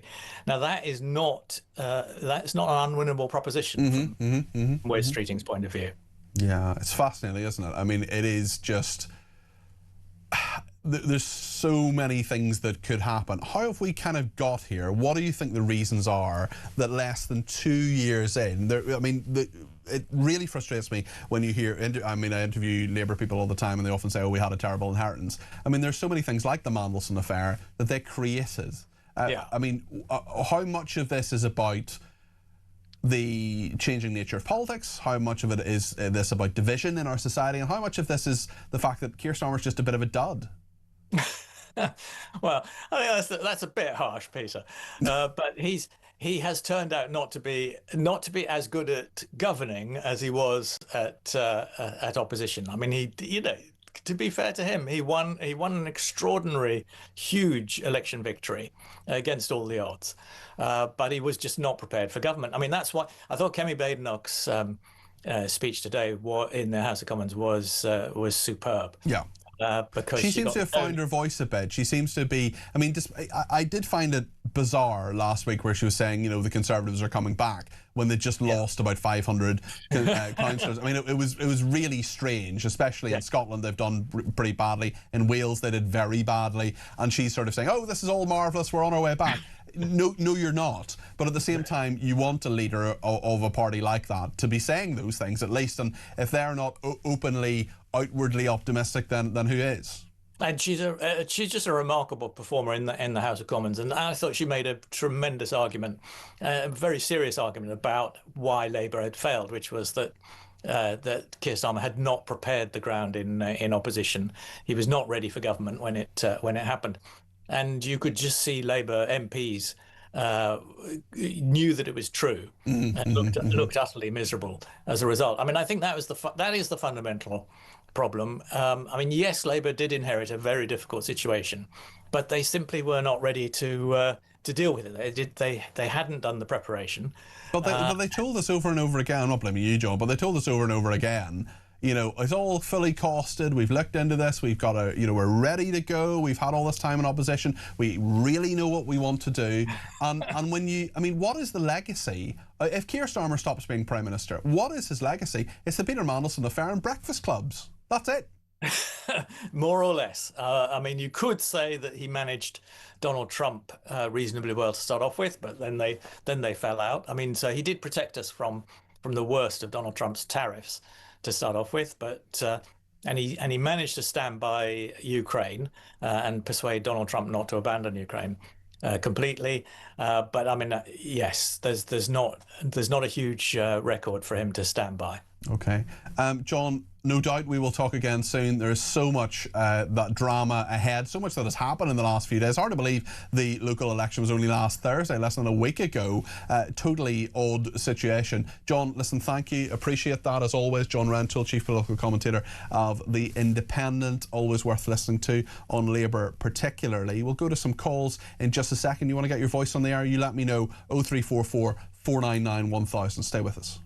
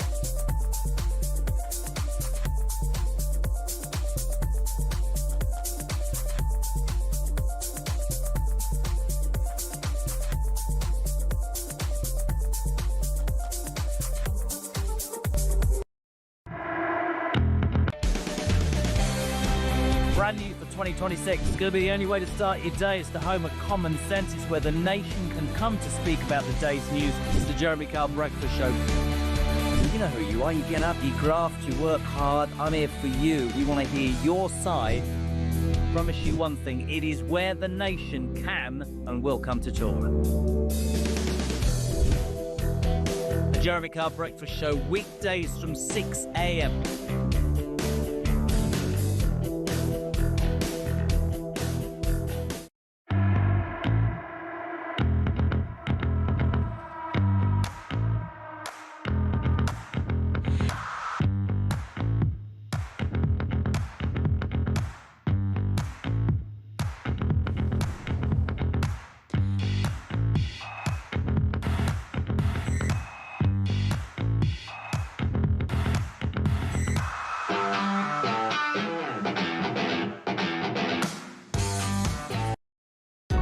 Across the UK, on DAB+, on your smart speaker, on your smart TV, and on your side.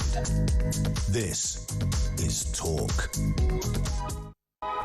Thanks to everybody who has been in touch. Lots of people with lots of different opinions. Elisa in Chelmsford says, Kemi is on fire. She's doing really well. James Hodgkinson is fabulous. He talks a lot of common sense. She also says, don't judge me for getting personal, but why can't we have a Prime Minister who has a decent sounding voice? We can't stand Keir Starmer's voice. We can't stand Ed Miliband's voice. Please, please, can we just have someone who's easy to listen to, even if their politics are absolute garbage? And Jason in the Lake District has been in touch again to say the King of the North gave the bus drivers what they wanted in Manchester, and they went on strike and brought the city to a standstill. If he's the answer, then Labour are even more screwed than we think. Andy Burnham, he's talking about they're a party who are shamefully short of talent. The decent ones wouldn't get anywhere near. Al Carnes would be the logical candidate to replace the window mannequin, but the party are so removed from reality he won't get anywhere near, so we're left with Mad Ed or Angela Rayner, or indeed Wet Wes, as he says. Let's just take a little look back at what Jonathan Brash was telling us, the backbencher there, MP for Hartlepool for Labour, what his view is on all of this. People have repeatedly voted for change. They voted for change promised by members of Reform when it came to Brexit, and they were failed.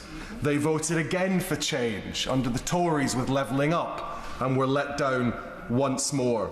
And now that accumulated anger lands on our door, alongside an understandable fear amongst many of my constituents that politics will once again let them down. The message last week was unmistakable. People want a government that acts with urgency, courage and purpose against the crushing pressures of everyday life. And if they do not get it, they will once again roll the dice. Jonathan Brash, he was speaking actually in the House of Commons in that clip just a few minutes before we spoke to him on the show as well. Another tweeter says, let's not forget there are more Mandelson files to come out, so that's coming down the tracks for Starmer, maybe Streeting as well. Well, we know that Wes Streeting published his WhatsApps, got that out of the way pretty easily. Whatever you think on all of this, let me know your thoughts. 0344 499 1000. Dave is a new caller somewhere in the south of England, and he is giving us a ring. Dave, it's great to have you on the programme. What's your view? What do you think? Hi, Peter. Yeah, as you say, I'm a first-time caller. Well, great to have you. Thank you. And total respect to yourself. The reason I'm calling is because it's you. It's actually on the radio at the moment. I love talk radio. Listen to it most days. As always, there's some presenters that you like more than others. So I know how you feel. But having said that, you're all good at what you do. So total respect to you all. Thank you. What do you think about the political situation, Dave? I'm actually really just sick of the whole thing, to be honest. It's personality politics to the extreme across all parties. It just does my head in. Why do you think we're in this situation where it is about personalities? Because Keir Starmer famously has a personality, not a particularly dynamic one necessarily, but he said, he wanted to be a serious person, he wanted to be the adult back in the room, and he wanted to get away from these larger-than-life characters, people like Boris Johnson, maybe even David Cameron, Tony Blair as well. Well, first of all, actually, Peter, I think you've been very generous and he's got a personality, but there you go. Okay. So the whole thing just sickens me and annoys me, to be honest. We've actually lost, they've lost what they're there for. They lost who is actually paying the wages. They've lost, it's all right, Keir Starmer standing there and saying, I'm going to give £2 billion to this, I'm going to give £1 billion to that. It's not his money, it's our money. And we can't afford it anymore. I just want to play. I bought my own house years ago. I pay my bills every week, every month. I look at my balance sheet. I make sure that I've got enough money for me. I make sure that my family's good. I make sure everything else. I pay my tax. And that's what you're interested in, Dave. And I'm not surprised, because most people, Tony Blair wrote in his autobiography, he said, like, most people, most days of the week, don't really give politics a second thought. And that's hard for professional politicians to realise. It's hard for people, like nerds like me, because I think about politics all the time. But most people, you've just outlined there the common sense views of a lot of our audience who just want to get on with their lives. They want a government there when it needs to be there as maybe a safety net, but not there if it doesn't need to be there. And they want taxes to be a bit lower. They want public services that work. And that kind of frustration with the pantomime of politics is something that so many people feel, Dave. And I sense that you're feeling it. Yeah, I'm not just feeling that. I get angry on a daily basis when I watch across the full spectrum of news. I watch CNN, I watch BBC Newsnight, I listen to talk radio, I watch GB News, and I take out of that what I think is the most balanced perspective of every one of those various mediums. Yeah. Just to give you a little bit of background, I'll move off the call if you want. It's okay. No, I mean, I think that's a good idea, Dave, to actually get different sources of news. I listen to the BBC. I read the Guardian as well every so often to see what the lefties are up to, and just make up my own mind about what I think. But when it comes to the Labour Party, is there anybody who is perhaps standing, Angela Rayner, Wes Streeting? No. Do you think anybody you think could be any different or run the country better? No, I don't. What I was going to say was I think there's really credible backbenchers across all parties who are either frightened to talk up or bullied into not talking up by the whips or whatever. It's all party politics to the extreme, and I don't believe that was the case back in the sort of 80s and early 90s. I think it's a new phenomenon, if you like, and I've no doubt it's got driven by the clickbait that everyone seems to be embroiled in these days. So, I would just like to say one thing, if you don't mind. Go ahead, yeah. So I served in the Royal Navy for 24 years. Okay. From the early 80s through to the early 2000s. So I'll let you just have a look at that and see what happened during those years. Well, indeed, and it might give you an idea of what I was involved in. I don't really want to go into No, I understand that, but I think we can put two and two together, yeah. Yeah, and what I would like to say is that the Straits of Hormuz is not a new thing. Okay, from the mid-80s to the early 90s, I was probably up and down the Straits of Hormuz more than I've been up and down my stairs. Right. So when you see what's happening there now, do you think there's a peaceful way out of this? Do you think there's a way, Dave, to actually... No, I don't, because what I believe is now then you had intelligent people who were politicians who weren't interested in their own well-being and self-serving. What they were interested in the country, they were interested in making things better. They were interested in, if you sent a ship out to sea, that there was 240 people on that who had families at home, who didn't know if they were going to come back. And they've lost that now. They have lost that reality. Right? And I don't want to disrespect one of your co-presenters, okay? But Mr. Jeremy Kyle, who is entitled HMS Dragging Your Feet, have a little bit of respect for the boys and girls who are serving on that ship, the mums, the dads, the girls, the boys, the boyfriends, the girlfriends, who are sitting at home wondering if they're ever going to come back. Dave, I can't speak for Jeremy, but I know that he does. All I want to say is I know he respects those people, and there's no there's no suggestion that those people aren't doing a great job and serving their country well, and I'm sure Jeremy would agree with me on that. But the point is, as we know, as I think you've identified as well, Dave, that the military establishment, the government, the state does not back those people up. No, it doesn't. And can I just make one last point? You can. You can. Can I just say, let's take Kemi, let's take Sakir, let's take Nigel, let's take Ed, let's take Zach and Uncle Tom Cobley and all the other, well, wasters as far as I'm concerned. Let's put them on HMS Dragon for 48 hours. Under cover of darkness. Just get them on there. You know, no fanfare. Right? Put them on that ship that'll be in defence watches now. That's 6 hours on watch, 4 hours off. You get 4 hours kept every day in overalls, anti-flash, right? Dave, I don't think the last 48 minutes. I don't think I'd last 48 minutes either. I think that we don't understand the job that you did, the job that other people are doing on HMS Dragon and other people within the military. We don't get it. We don't understand it. You're right, Dave. We talk too casually about it. We don't understand that job and how incredibly difficult and important it is. But we're often talking about the politics of it, the geopolitical nature of it. We're going to do that next with China when we talk to our guest there. And what you've done, Dave, brilliantly, is outlined on a number of issues actually in the last few minutes. And I've actually told other callers we're going to ring them back because I thought this would be a much shorter call than it is. What you have done brilliantly, Dave. You don't need to apologise at all. I'm very happy to keep you on, and you've had a great call, Dave. What you've illustrated is the reality of the coal face there for so many people who'll be watching and listening who like me do not understand the life that you have lived and the service you've given to our country, Dave, and I want to thank you for that. Look, I'm not after praise or medals, Peter, right? But I'll leave you with 6 last words. Okay, reality hurts, but let's start talking sensibly about reality. Yeah, okay.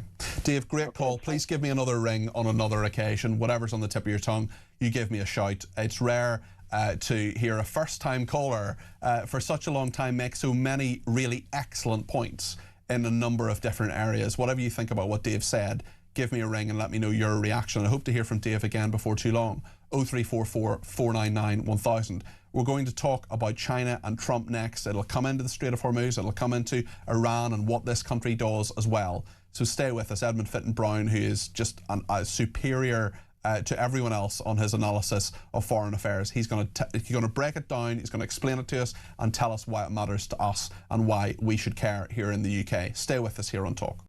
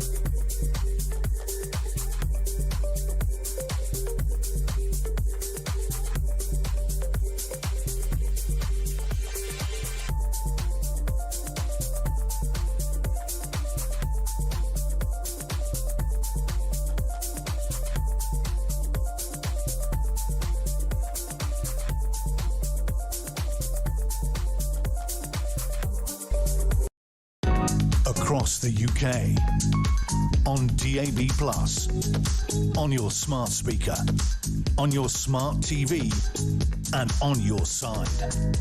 This is Talk. Right then, we are seeing that Trump is heading to China. He's going to have talks with Xi Jinping. There are loads of different implications to this. There's a Taiwan implication, there's trade, there's Iran, because China are in hock with Iran to some degree. Could a deal be done? There's so many different aspects of this. It's a really important global issue. It has big implications for us here in the UK as well. It's also really complicated. And my question as a broadcaster is, how do I work this out myself? How do I find a way to make it make sense? And the person who makes it make sense on the global stage, no matter what the global issue is Edmund Fitton-Brown, who's with us now, former ambassador to Yemen, and he joins us from the United States. Edmund, great to have you on the programme. What is Trump up to, and why does it matter? Well, I mean, a US-China summit always matters. You're talking about the two largest economies in the world, arguably the two superpowers in the world. And so it's really important that these guys meet, and it's really important that there is some form of understanding between the United States and China. China is a competitor. It's not exactly an adversary. And so somehow treading that line between competition but maintaining the interdependence that does exist is really important. Now, you mentioned the connection with Iran. There's a tenuous connection here. Of course, Iran will be very high up on the agenda that they're discussing.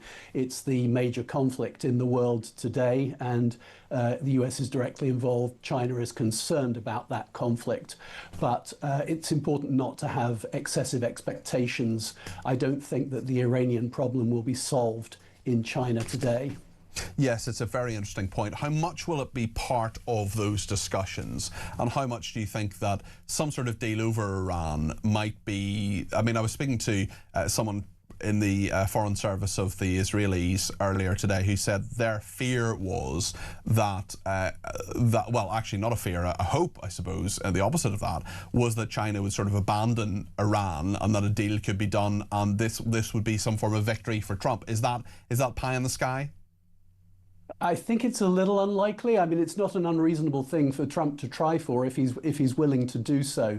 I think the really important thing is for Trump not to come in as a sort of demandeur here. He's not looking for China to solve Iran for him. If he's looking for that, it's going to end in tears. The US is still in a position of strength as long as it has the patience to see through its policy in Iran. China is really not that important a player in Iran. It has been a spoiler. It's certainly helped the Iranians to evade sanctions, and therefore it's sustained the economy and the IRGC at a time when the US was trying to put pressure. I hope that Trump will be asking the Chinese to play a more constructive role, to respect sanctions. He should also be warning them that they could be vulnerable if the US chooses to sanction players who are helping to evade those sanctions on Iran. But the bottom line here is that Iran is an independent actor. It will not take instructions from Beijing under any circumstances. And so it's really important the US doesn't trade any important chips for Chinese promises that probably wouldn't amount to much. It's interesting as well with the Chinese. I was listening to a very interesting podcast on this a couple of months ago, talking about the technological links between China and Iran, and the fact that so much software that the Iranians use is Chinese software. And I just wonder whether the kind of technological links are something that are going to be part of these discussions, or at least in the mind's eye of Trump, or whether it is all about the brass tacks of trade and the kind of deals that he usually understands. Well, I think they will be there somewhere. I mean, there are always issues of technology transfer between China and Iran. And of course, you know, this is a concern that the Chinese and the Iranians will be doing deals which are not helpful to the United States. Of course, there's an interesting parallel there between the absolutely vital relationship that exists between Taiwan and the United States in the technology sphere. That's actually a much more important connection, I would say.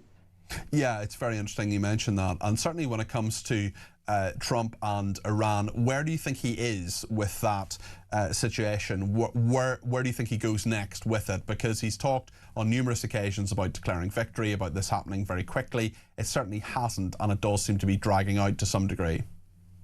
Yeah, I mean, all of the pressure here really is self-inflicted within the American system. You know, Trump is the one who's set artificial deadlines for victory. The reality is that the United States still has the ability and the time to enforce a better deal on the Iranians. The problem is, of course, that he doesn't, you know, he has a lot of criticism at home. And the question mark, of course, is what degree of patience does he have with this? Now, it may well be that President Xi who probably reads the United States pretty well, will offer various sort of inducements that might be tempting to Trump. I think the important thing from the US point of view is to cling to its own strength, its own independence of action, and not to be seduced by empty promises. From the UK perspective, how will they be looking at these talks and negotiations? We know, of course, that there are many pressures from China in the UK. There have been spying scandals. The embassy has been approved. That may well go forward. They will presumably be looking at us, as will Trump, in terms of the domestic political instability, perhaps a new Prime Minister. I just wonder how the UK will be monitoring this and what their concerns will be. Well, I mean, the UK itself obviously will not come up in the talks particularly. I mean, the China and the US will be focused mainly on other things. But from our point of view as observers, this is really important. In an ideal world, we want to see a US-Chinese understanding that removes some of the friction from the bilateral relationship and creates the shape of a future understanding whereby the US and China are, as I said, competitors but not adversaries. Now, from the UK point of view, of course, we're in a weaker position when it comes to negotiating with China. China knows that. It does bully the UK to some degree. You mentioned the various espionage issues. You have Chinese investment in British academia, which is often threatening. It's often to do with technology transfer. And so, in the end, we want to align ourselves with the United States, and we hope that the United States will help us to face up to Chinese pressure whilst maintaining lively commercial relations. Edmund, always great to talk to you. Thanks for decoding that, making it all make sense as you always do. Edmund Fitton-Brown there, former ambassador to Yemen, expert on foreign policy issues, talking about Trump and China there. Loads to think about there, whatever you think. 0344 499 1000. Lots and lots of people getting in touch on Dave's call. I thought it was a cracker. He really made quite a number of very, very good points, and we'll make sure we get some of that out on socials as well before too long. Peter says Dave was a great caller. It's a disgrace that the current government are not standing up for serving and retired forces. What an amazing call from Dave, says another person. So pleased he stood up for our Navy personnel on HMS Dragon. Steve says Dave is spot on. All the government staff are in it for themselves and stuff the public. Leon says, Dave, call of the hour, day, night, week, etc. I just thought he made just a number of really, really good points in a very straightforward way. And whether you're someone who has phoned us on many occasions, whether you're someone who has phoned us for the first time, I say a couple of new callers, or on our board today, because obviously we ring people back and so on, whoever you are, whatever your opinion is, whatever your experience is, or whatever you just think about the big issues of the day, we want to hear from you, because this is my show, but it's your show too, and we have great experts like Edmund Fitton-Brown. I love hearing from him. With John Rentoul on earlier, spent a lifetime covering politics, and that's great, and good to hear from them, and they're great people. We're going to hear from Charlotte Griffiths in a second, an expert on the Royals and on the politics of the day as well, editor-at-large at the Mail on Sunday. Really good guests that we are very privileged to have on this station. But the best guests, the best people to talk to are you at home. 0344 499 1000. Stay with us here on Talk.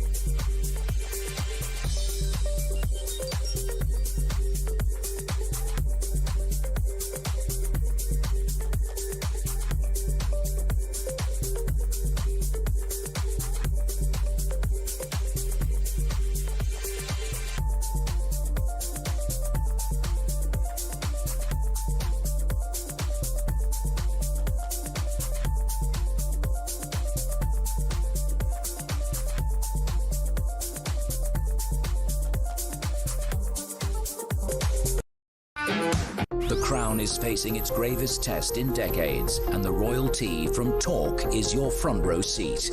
With royal reputations under pressure and probing questions about public trust, we unpack every twist and revelation with the biggest names in the business. From the throne room at Buckingham Palace to a mansion in Montecito, we follow every royal ripple.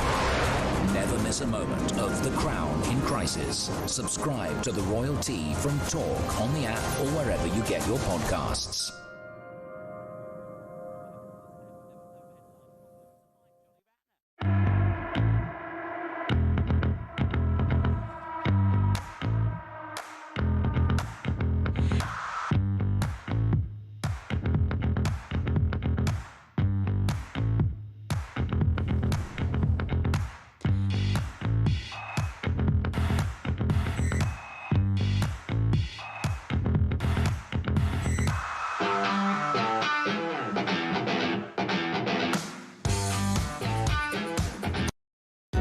Across the UK, on DAB+, on your smart speaker, on your smart TV, and on your side.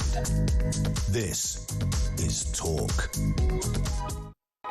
Zarina's been in touch on WhatsApp and says, "Hi Peter, every decision Labour has made us poorer. My biggest issue is with education, and in particular the VAT added to private schools. Like it or not, for every child in the private sector, that's actually a saving to the taxpayer." That's absolutely true. These children who can no longer attend private schools are now going to state schools. Children from poorer families who once had access to scholarships and bursaries are no longer benefiting. State schools themselves are dealing with increased class sizes. In my view, there are no winners. Labour is crushing all aspirations, says Serena. Brian has also sent me a message to say, "Peter, where's your accent gone? Or have I just got used to it?" I think you've probably just got used to it. It's still very much here, Brian. Although the other night I was out for a drink with a few people and someone asked me, "Peter, I've always wanted to know which part of Scotland are you from?" To which I said, the part that's in Northern Ireland. Brian says, "Won't it be great when Reform is the government, Tories in opposition, and Labour can crawl back into their wheelie bins ready for recycling bin day," says Brian in Rotherham. Graham and Bushy says, "Starmer and his government make Theresa May look strong and stable." Peter says, "You can bet none of the illegal immigrants will be forced to have digital ID." And Steve says, "It makes no difference who is Prime Minister. Not one of them, will be it MPs or civil servants, give a damn about Joe Public. They're only there for the gravy train and furthering their own agendas." Steve, I'm going to say that I don't actually believe that is true. I think there are some good politicians out there. I think there are some who do care. They're probably in the minority. There are lots who are in it for themselves. I get that. But there, 650 people, some are good and some are bad. It's like any large organisation. You're going to have good people and bad people. And I just don't share this view that all politicians are bad people. I've seen it up close. Some of them are horrible, wretched, dreadful, backstabbing people. And some of them are actually good oaks. You need to find them, and they don't shout the loudest, they're not on the media the most, they're not the ones who make the biggest impact. People who were making an impact today at the King's speech were the hecklers who were shouting at the King and Queen about what else? The Palestinian territories. This is what happened.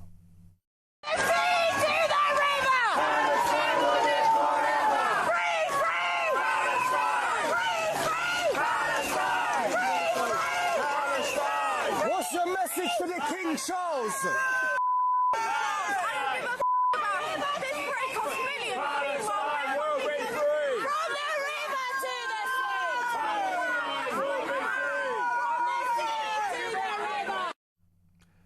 Britain 2026. Well, inside, doing the right thing was the King, and this is just part of what he said in the speech today. My Lords and members of the House of Commons,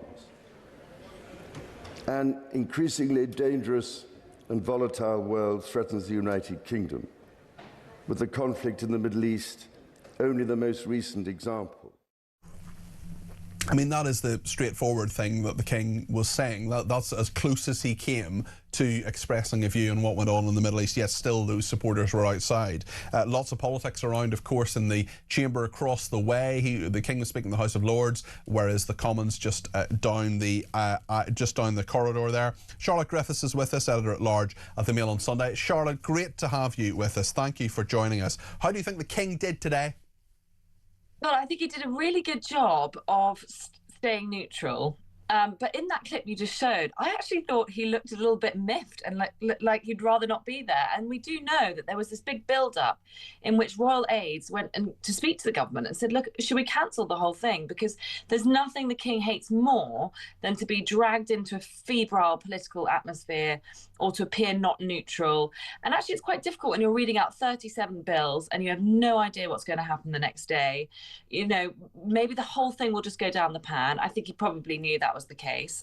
So I have to say, maybe I'm reading too much into it, but I just felt there was a little moment of sort of eye-rolling type attitude from the king there. I think a lot of people were rolling. No actual eye roll, because he's not allowed to do that. I think a lot of people rolling their eyes. What he has done, I think, is we knew a lot of his views when he was Prince of Wales, and he tried to influence a lot of policy, the spider letters and all the rest of it. But he does seem to be as neutral, basically, as you can get. We know what he thinks about things like net zero, for example, but he is certainly very neutral and being that impartial monarch. Of course, there's so much politics around today as well, and as you say, the Buckingham Palace pretty worried about that and the reputation and role of an impartial monarch.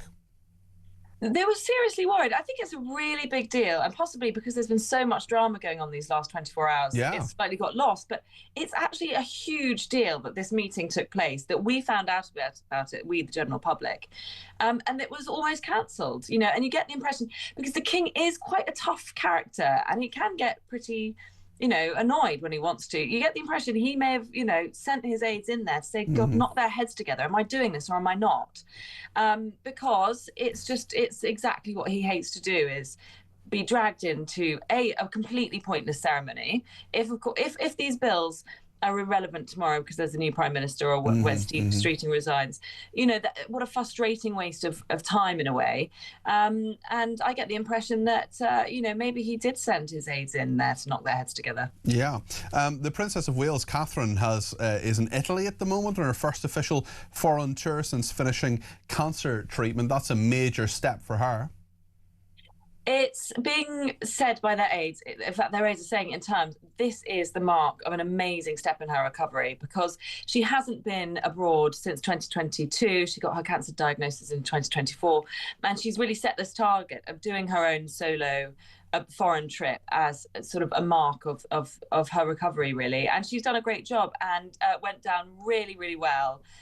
Incredibly warm reception. I was reminded that she can speak Italian, which she's incredibly I didn't know that. About. Gosh, good for her. She actually said, oh, I'm terrible at Italian, I can't speak Italian. But yeah, just like she's terrible at playing the piano, Charlotte. Yeah, it's the opposite of Meghan. Is it not the opposite of Meghan, who claims she can speak Spanish and yet actually just did a bit of Duolingo?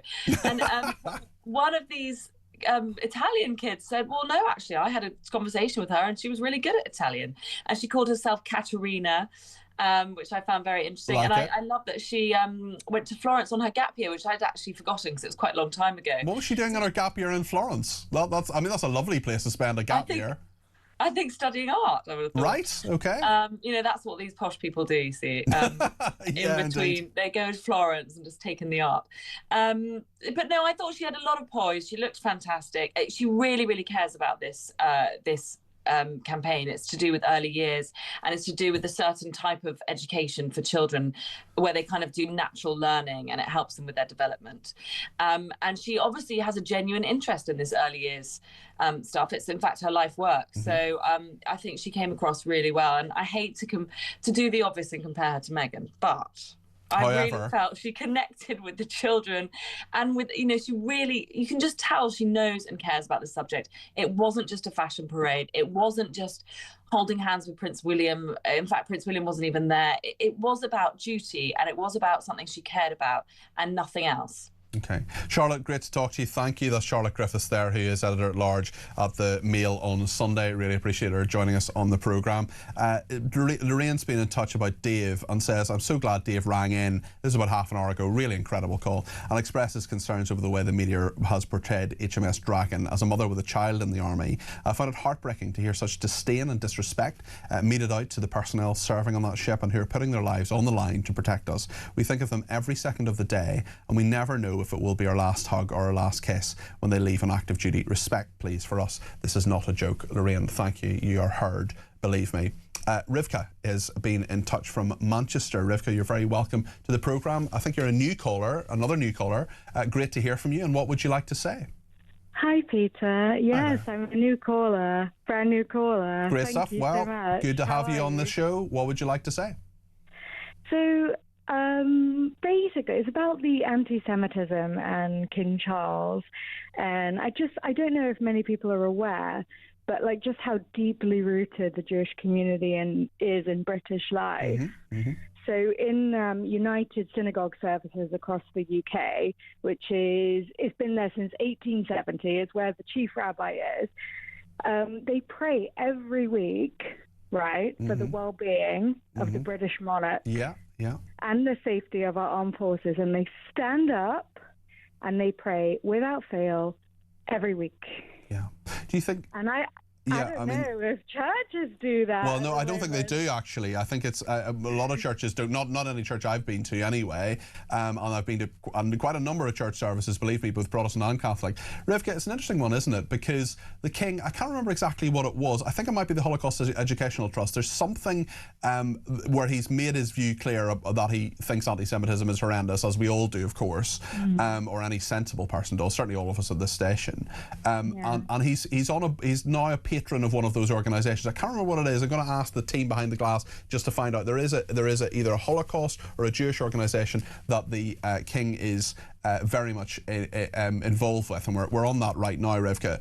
But isn't it good that he has made it clear his view on that horrible aspect of our society, particularly? Absolutely. I agree. It's just more about talking about these horrific kind of protests that are going on under his nose. And you're in Manchester, Rivka, of course, where the Heaton Park. You're in Manchester where Heaton Park happened, and do you feel things are better now? Do you feel safer? No, not at all. Not at all. So the Manchester, the attack happened, and there was also some people that got arrested for an attack that was planned just a few weeks earlier. So no, there's a lot of police presence at the moment, but a lot of people are moving out. And what I want to say is it would be incredibly sad to lose or diminish such a long-standing and patriotic part of our national fabric. Totally agree, Rivka. Totally agree. We love Britain, but at the same time, like I'm walking down the street and I see for sale. Yeah. Everyone's moving. No, I know, Rivka. Listen, we'll talk again, but listen, thank you for your call. Just got to go to the news, and it is the British Security non-profit following the ambulance attack that is the Community Security Trust that he is part of now to look after Jewish people, and he is a patron of the Community Security Trust. Thanks to the team for looking that one up. Plenty more to discuss, particularly in the politics. Stay with us here on Talk.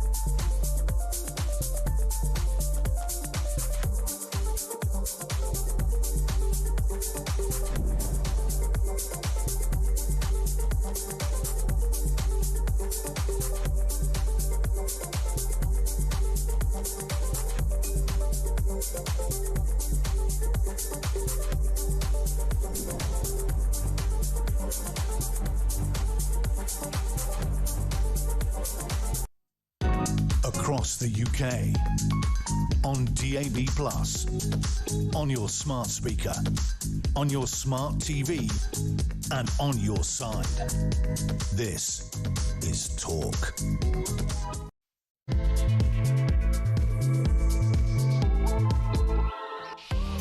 Good evening, this is Talk. I'm Peter Cardwell. Thank you so much for your company here on the Evening Exchange. So much to talk about, particularly Keir Starmer's future, but we're talking about other things as well. We're talking about China.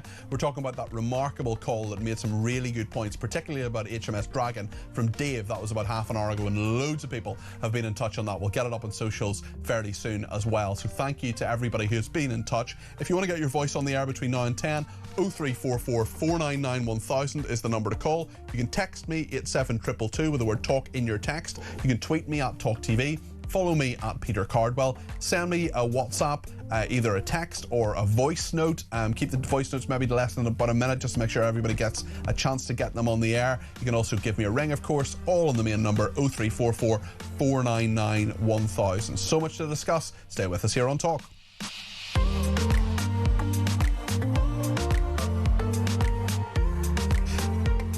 Thank you to Elle, who says, bravo Edmund Fitton Brown, who was on about 20 minutes ago. His segment needs to be shared with Ed Davey to help Davey get over his Trump derangement as well.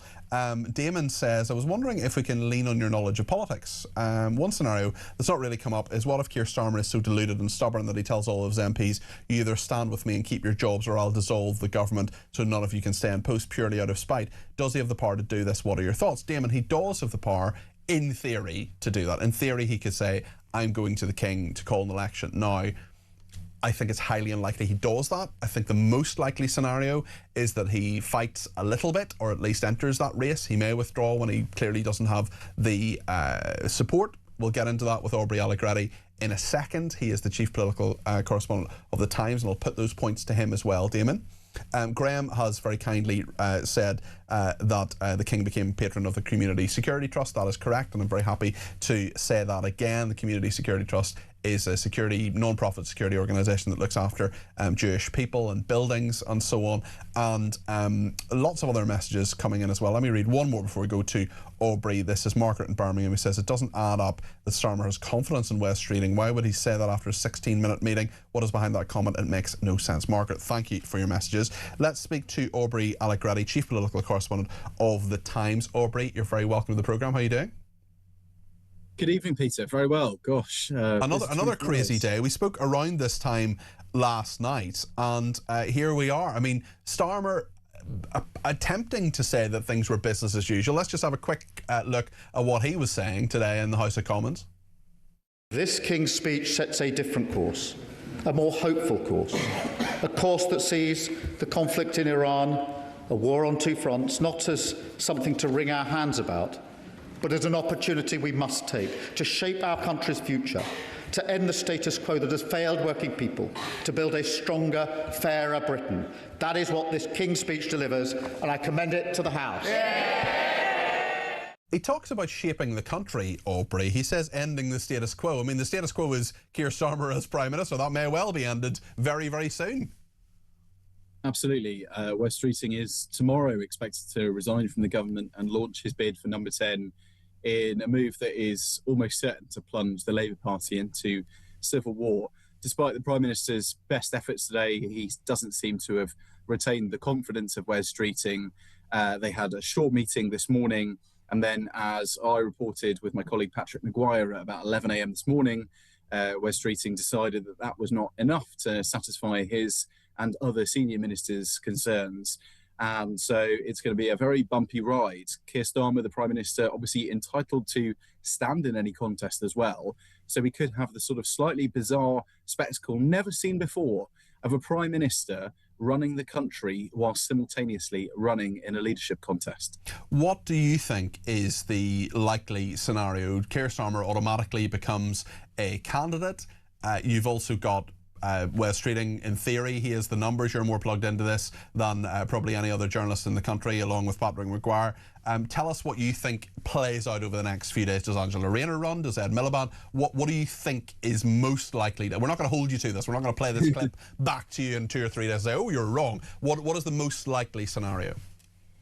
Yeah, you never want to be too much of a hostage to fortune. But as far as I understand it, Wes Streeting has spent today speaking to MPs who have offered him informal expressions of support over the past few days, weeks and months, and converting those into formal expressions. And what I mean by that is you need 81 MPs who are effectively on your nomination form. They're on the record. Exactly. They're published. We saw this during the deputy leadership contest, in fact, last year. So the Labour Party website was updated slightly breathlessly every 24 hours with the latest list of names. It seems as though both Wes Streeting and Keir Starmer would make it onto the ballot. That leaves a rather curiously shaped hole on the so-called soft left of the Labour Party. Angela Rayner and Ed Miliband are the leading figures to fill it, although, of course, the former Deputy Prime Minister still hasn't settled her tax affairs. And Ed Miliband, as a former Labour leader, well, surely he would face huge pressure to call a general election immediately, given that he was rejected emphatically by voters back in 2015. Andy Burnham, meanwhile, he's been waiting in the wings. Well, my colleagues, Jerry Scott and Max Kendricks, I think, are reporting tonight that he does have a seat lined up. I know this has been briefed for many, many weeks now, but the name doing the rounds at the moment is Afzal Khan. He represents a seat in Greater Manchester, which is just next into, in fact, Gorton and Denton, which Labour, of course, lost in February this year to the Greens. So his path back is far from certain, and there are many sort of potential hiccups along the road. It seems like it's going to be all to play for. Yeah, I mean, it'll be fascinating because there are a heck of a lot of what-ifs if Andy Burnham is to become an MP and then, in theory, get into the race. Who holds the real power now? Tell us a little bit about the National Executive Committee of the Labour Party and who's on it and what power they actually hold in all of this. Because even though Keir Starmer remains the leader of the Labour Party, if he becomes a candidate in the same way, perhaps the sort of put up and shut up, I remember in the 90s when, you know, John Major ran against John Redwood and said put up or shut up, if they become a candidate and they have this leadership election, that's a whole different way that the Labour Party would actually have to work, and they'll be talking to themselves for a long time, and quite a number of months, wouldn't they? They certainly would. I mean, there are certainly rules for the Labour Party leadership elections, but there is also quite a lot of ambiguity. And that means that there is a lot of development opportunity open to the NEC, the National Executive Committee, to decide some of the terms. Now, chief among them is whether to allow Andy Burnham to stand, given that he is already the mayor of Greater Manchester and has been since 2017. I've been told that last time this decision was taken in January, it was done amongst a small handful of members of that group, about 10 of them. That's called the Officers Group. I'm told that next time he reapplies, it's likely to be the full NEC. Sources I've been speaking to on it for the last couple of days say it's such an important decision that it needs to be taken by the whole committee. Now, that's massive because the political balance of the NEC is much harder for the Labour leadership to stitch up, if you like, than it was under that sort of much smaller group. So how many people are we talking about in total then if all of the National Executive Committee have a say in this? I would need to triple check, but I think it's roughly about 35 to 40, possibly 45. So lots of people. The other thing in Andy Burnham's way, though, is that if a by-election were triggered, the government gets to decide the date of the by-election. So sometimes they do this process called moving the writ quite fast. They want the by-election to happen really soon. And that happened with Gorton and Denton. They wanted that out of the way ASAP, didn't they? Because they were pretty sure they're going to lose. Exactly. And at other times, they want it to be slightly dragged out. And sometimes that can be for a politically advantageous reason. They think it'll be before or after a big moment. They think that it should coincide with other elections that are going off. But actually, if Keir Starmer is feeling really vindictive and wants to say to Andy Burnham, I don't want you to be able to stand in a leadership contest, then he is sort of able to try and assert his dominance by refusing to effectively sort of start the process for this by-election. And then there's the final stage, which is effectively, can Andy Burnham win? And in Afghanistan, I think the majority at the last election was about 8,000. Now, at the time, that was probably considered a relatively healthy majority. But, you know, since then, we've seen Gorton and Denton melt away. It was one of Labour's strongest seats. And Reformers obviously made massive inroads as well as the Greens. It's not clear that he'd be sort of a shoo-in for this role.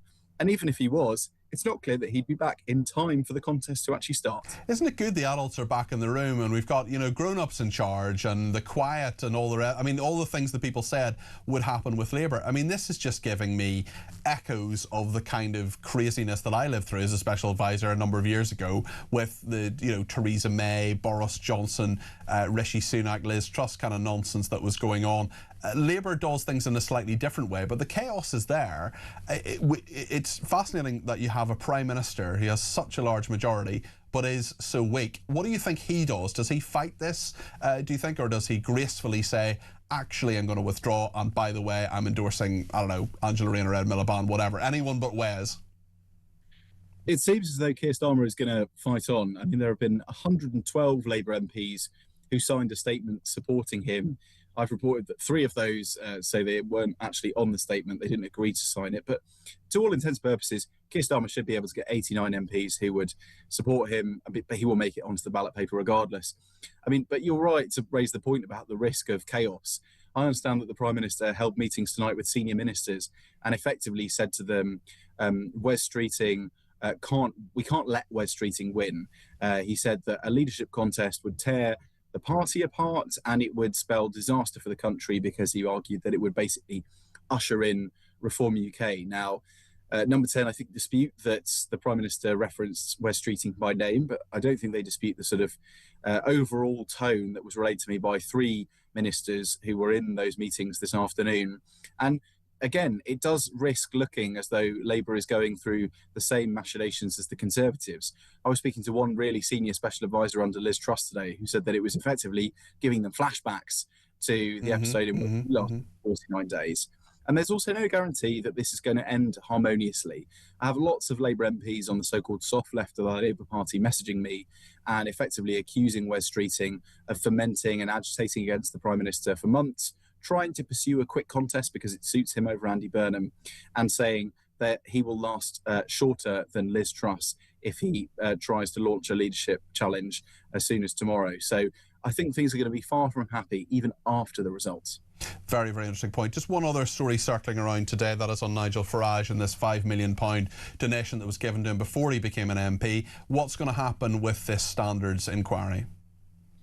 Yes, it's really interesting. I mean, the Parliamentary Commissioner for Standards can often take a really long time to investigate these things, especially when they're as complex as potentially having to go through lots of documentation about why this payment was received, whether it was, you know, what the conditions for it were. But he does have the ability to recommend big penalties, and that can include suspensions, which, if they're long enough, I think it's over 9-10 days, can translate to opening a recall petition in an MP's constituency, which, if it were signed by 10% of the population, could trigger a by-election. So the potential sanctions here are really, really serious, not least when you consider that Nigel Farage has previously been found to have broken some of the MP's code of conduct rules about declarations.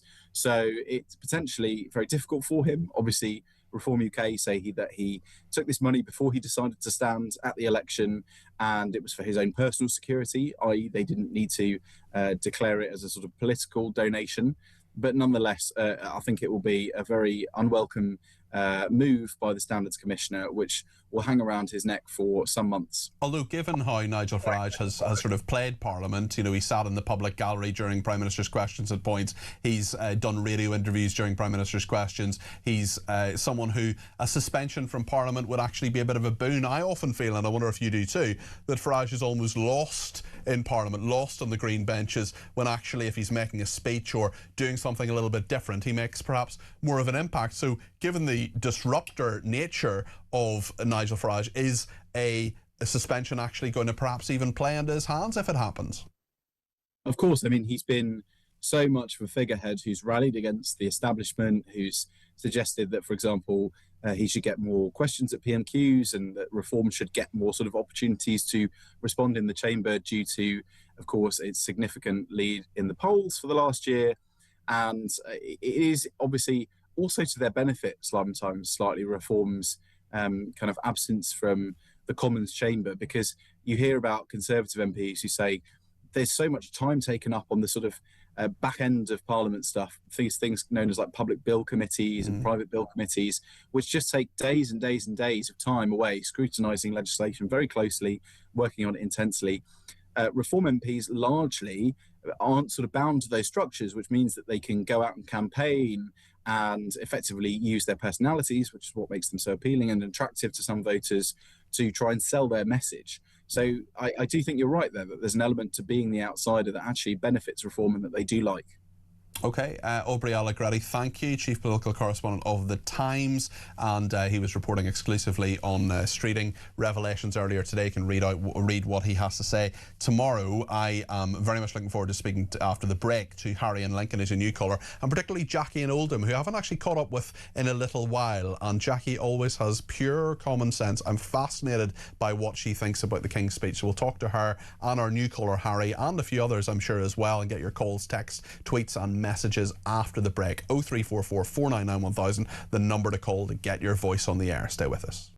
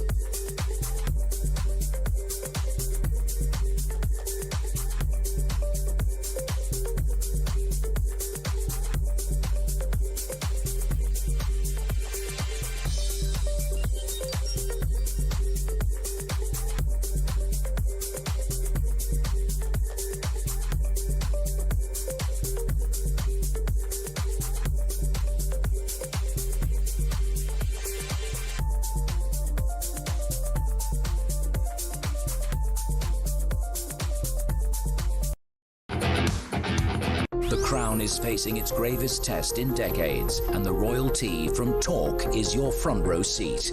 With royal reputations under pressure and probing questions about public trust, we unpack every twist and revelation with the biggest names in the business. From the throne room at Buckingham Palace to a mansion in Montecito, we follow every royal ripple. Never miss a moment of The Crown in crisis. Subscribe to the royalty from Talk on the app or wherever you get your podcasts.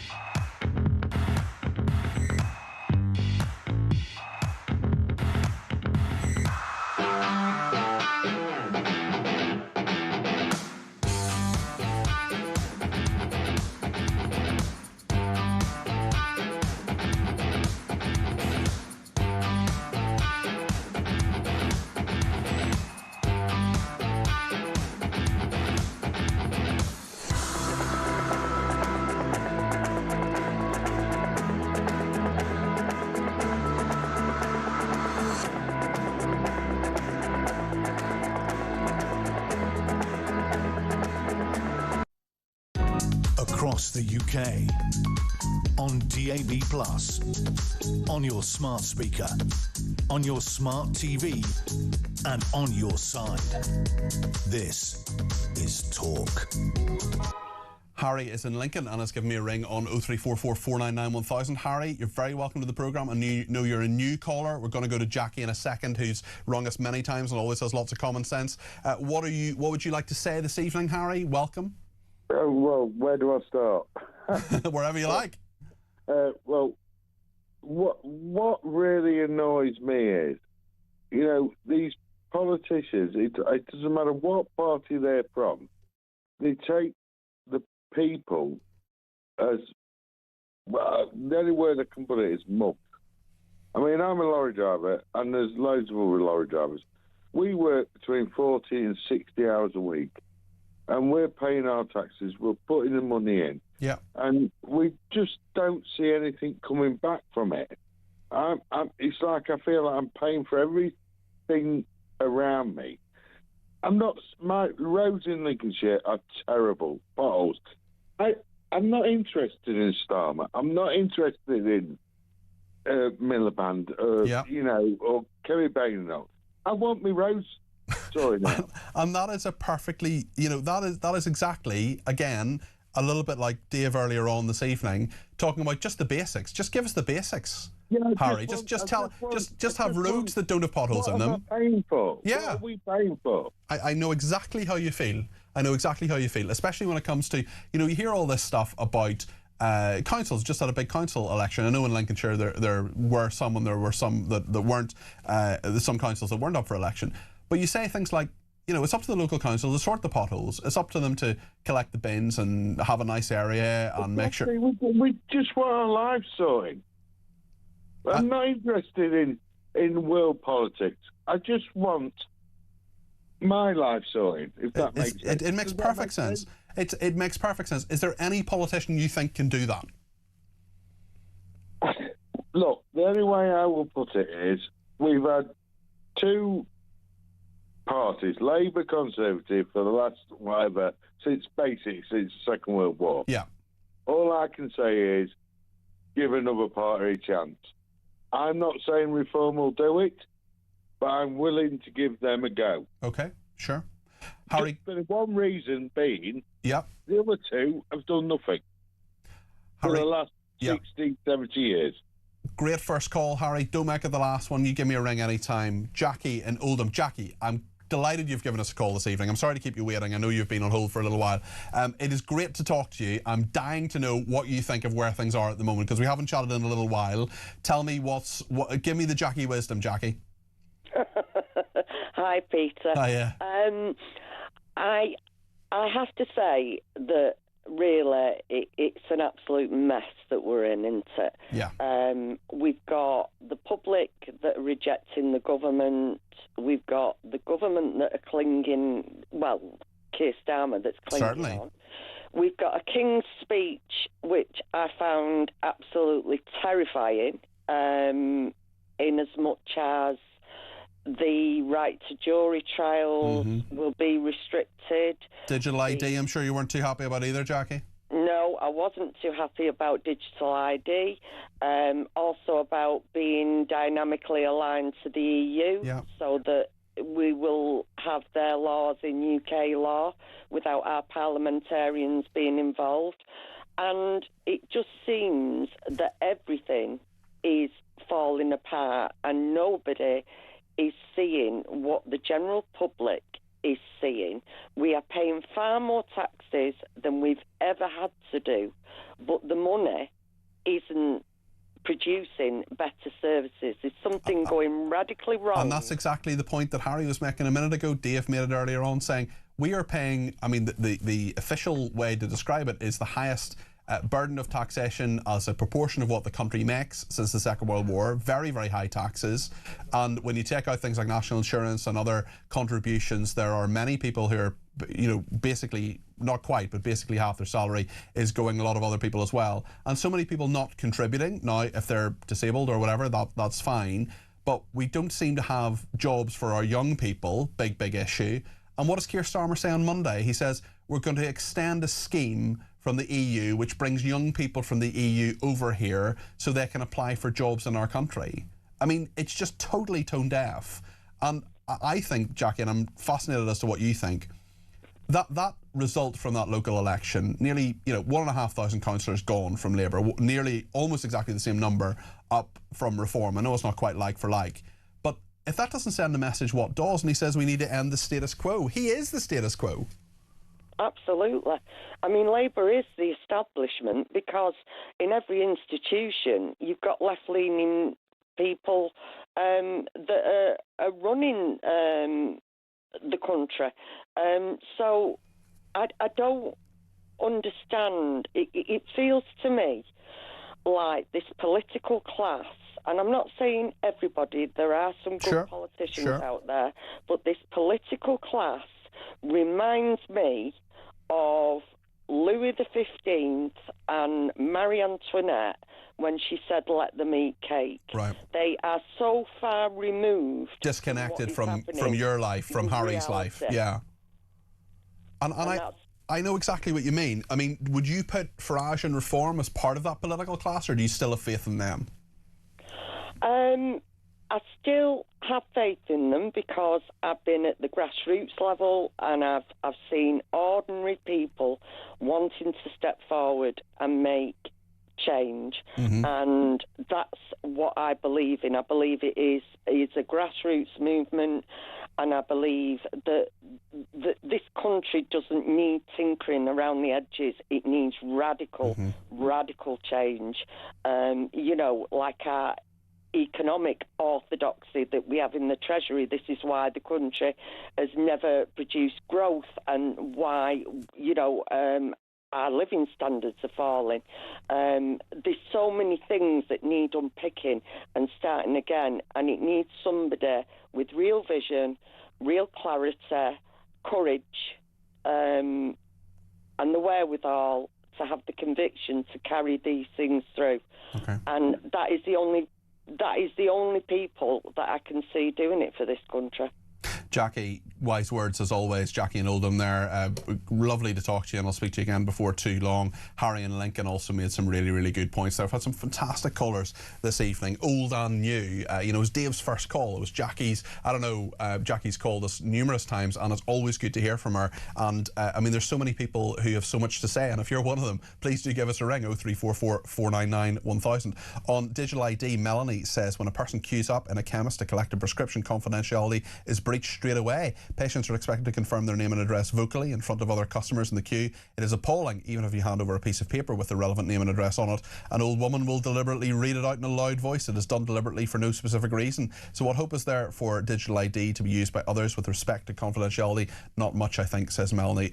Look, I agree with you, Melanie, but it certainly depends on the pharmacy. In my pharmacy, you write down your name and your date of birth, and you know that's it really, and you confirm your postcode or something like that. So it can be a bit different, of course, in different places.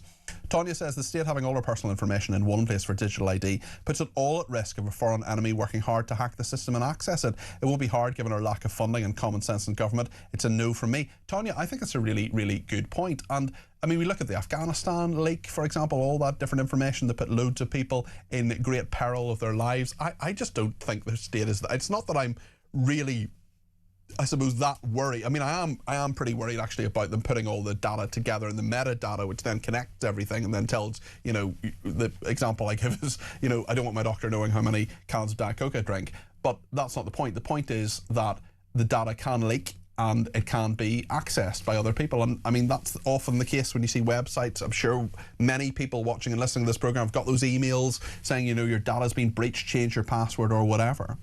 Penny says those cretins heckling our king and queen would have lost their heads in the days of Henry VIII. Shame we don't have those punishments now for them. Well, I don't want anybody to lose their head, but I do want them to be arrested because I do think it's outrageous. Zarina says, I agree with you, Peter. Those vile people were not advocates for free speech. How dare they abuse our king and queen consort? Where has our national pride disappeared? Where is their dignity? It made me feel ashamed.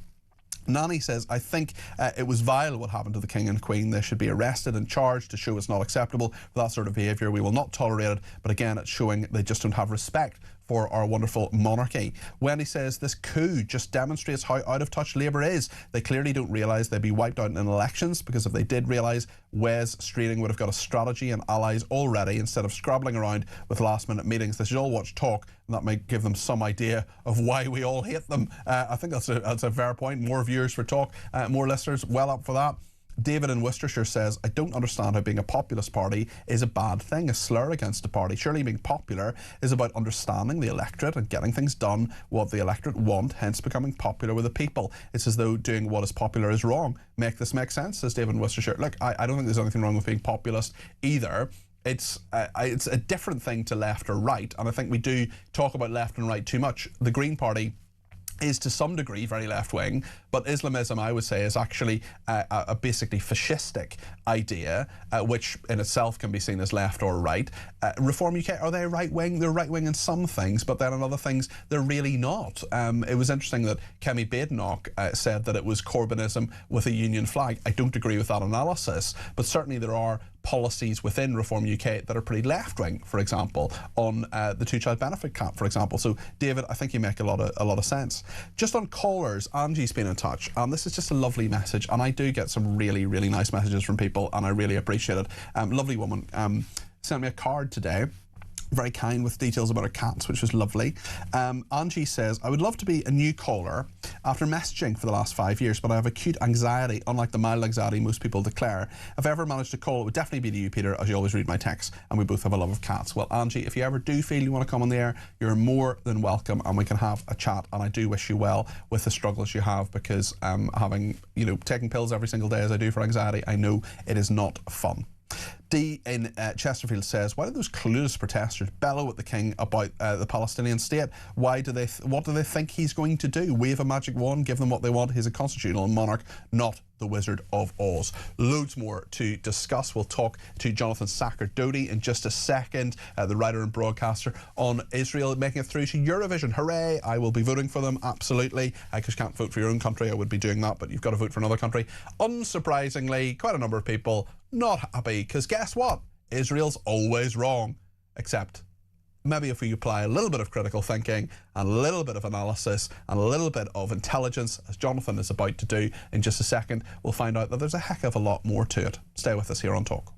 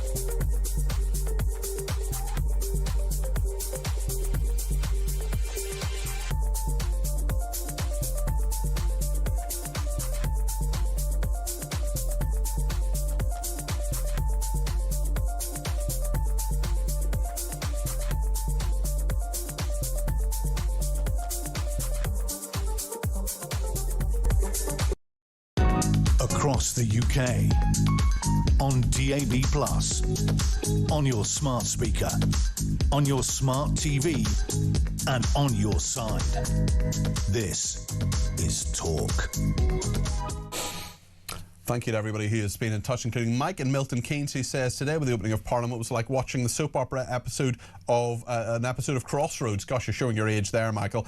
The King was like a puppet reading out a prepared speech, which he has no influence over. However, Kemi's speech in the Commons was good and expressed what most of the British general public are thinking. However, in my opinion, we need a completely new constitution and legislation for the government, for the future generations, to bring us in line with the 21st century.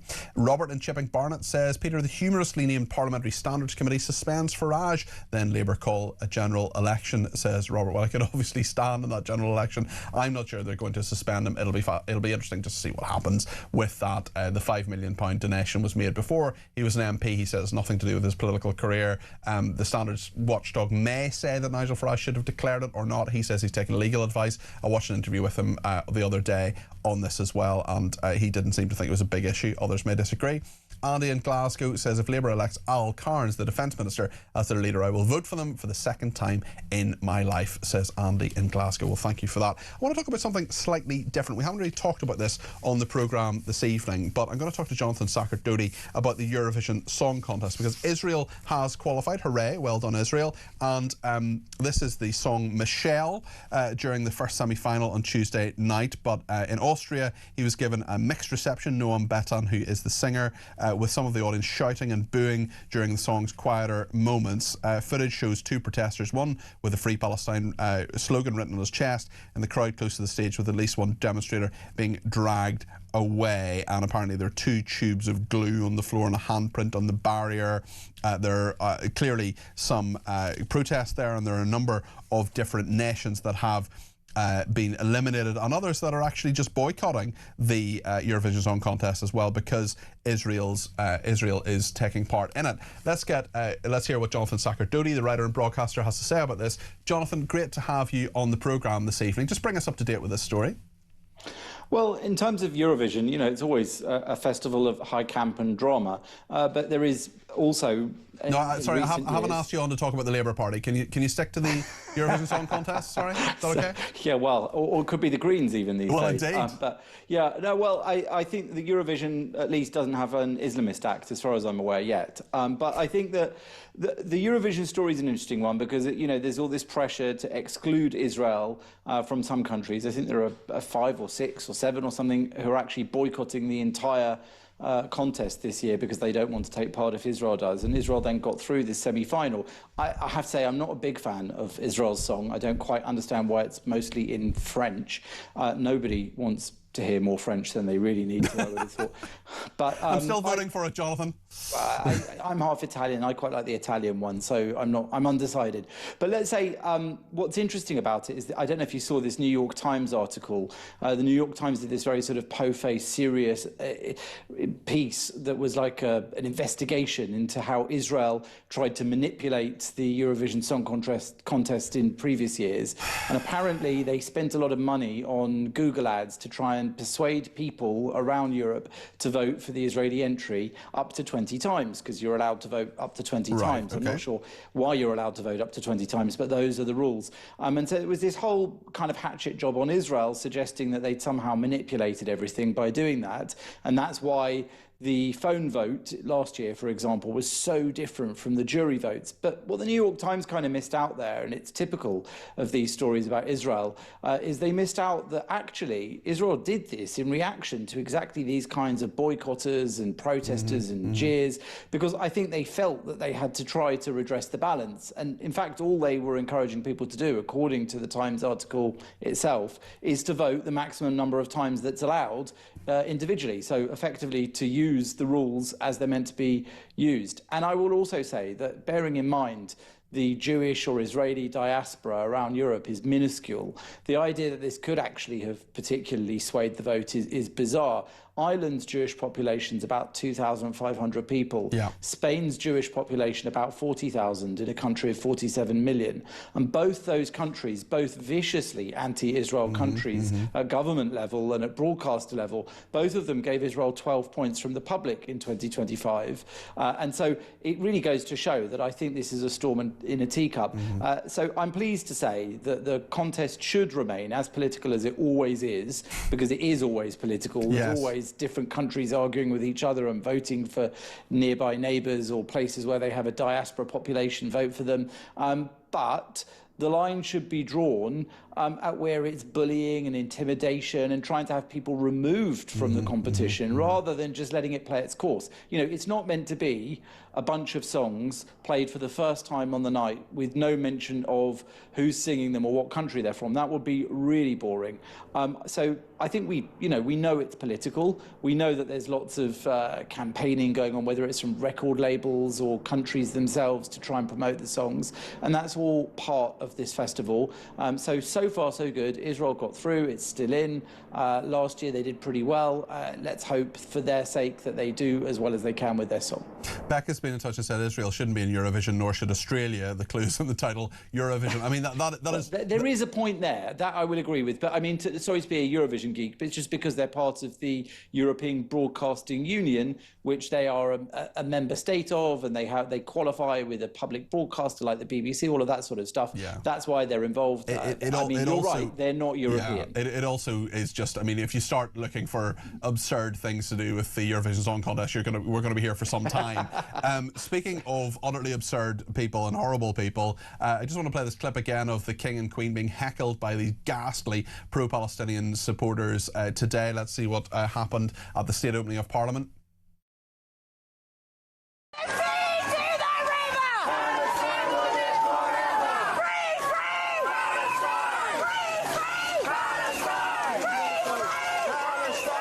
What's your message to the King Charles?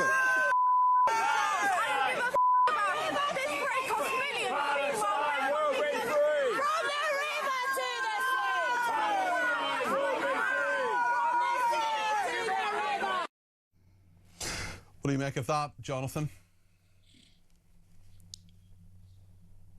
I didn't quite catch what her message for the King was. We bleeped out some of it, but yeah, I think that was all that there was to it. I mean, listen, I think it's a sickness. In all seriousness, it's a sickness now. It's got to the point where people are crowding on the street for kind of ceremonial events like the state, like the King's speech and opening of Parliament, and shrieking, and I get that people's passions run high on this story and others, and I get that when we're talking about Parliament, protest and free speech are very important. So, you know what, go for it, knock yourself out. I don't mind if they want to do that, but I certainly don't think it represents a very intelligent or considered opinion on international affairs or Britain's involvement in the ongoing war in the Middle East. I don't think it really contributes to the debate or the dialogue, but I'm a strong proponent of freedom of speech and freedom of protest, especially when it comes to Parliament. So if those people, with all the sort of weird piercings in their weird bits of their face and stuff, want to gather on the street and scream and shout about something, I do protect their right to do that. But I'll say, what we just saw there really epitomizes that movement. It is confusing, shrill, hysterical, doesn't really know what it's talking about, and doesn't care about efficacy in its campaigning efforts. And actually, maybe all the facial piercings meant they had to do it outside Parliament because they wouldn't get through the metal detectors. That's part of it as well. Jonathan, there's something that a viewer has sent me, actually, and thank you to her for this, which is about Apple is apparently providing an anti-Israel app. I wonder if you've seen this story. This is a campaign. Apple is apparently allowing people to download an app called No Thanks. It's a BDS tool. That's a boycott and divestment campaign against Israeli goods and services. Would Apple agree to provide an app that treated any other nation or group in this manner? Asked the campaign group, send an email to the CEO of Apple and demand they take action. Click, sign, send. There's a campaign going on about this. Are you familiar with this? We've seen some of these campaigns previously with British Airways, for example.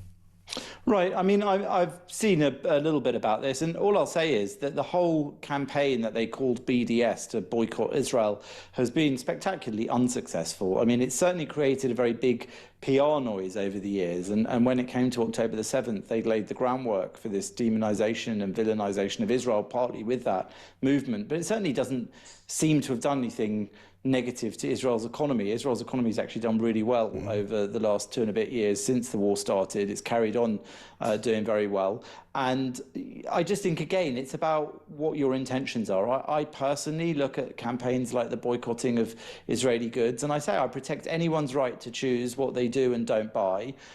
Whether or not Apple should have an app, I've not seen the app in question, so I can't tell you if it's fair and balanced and reasonable and well-researched. But whether you use an app, whether you just check where things are from yourself and you don't want to buy stuff from a particular country for whatever reason, political or taste or quality, that's absolutely fine.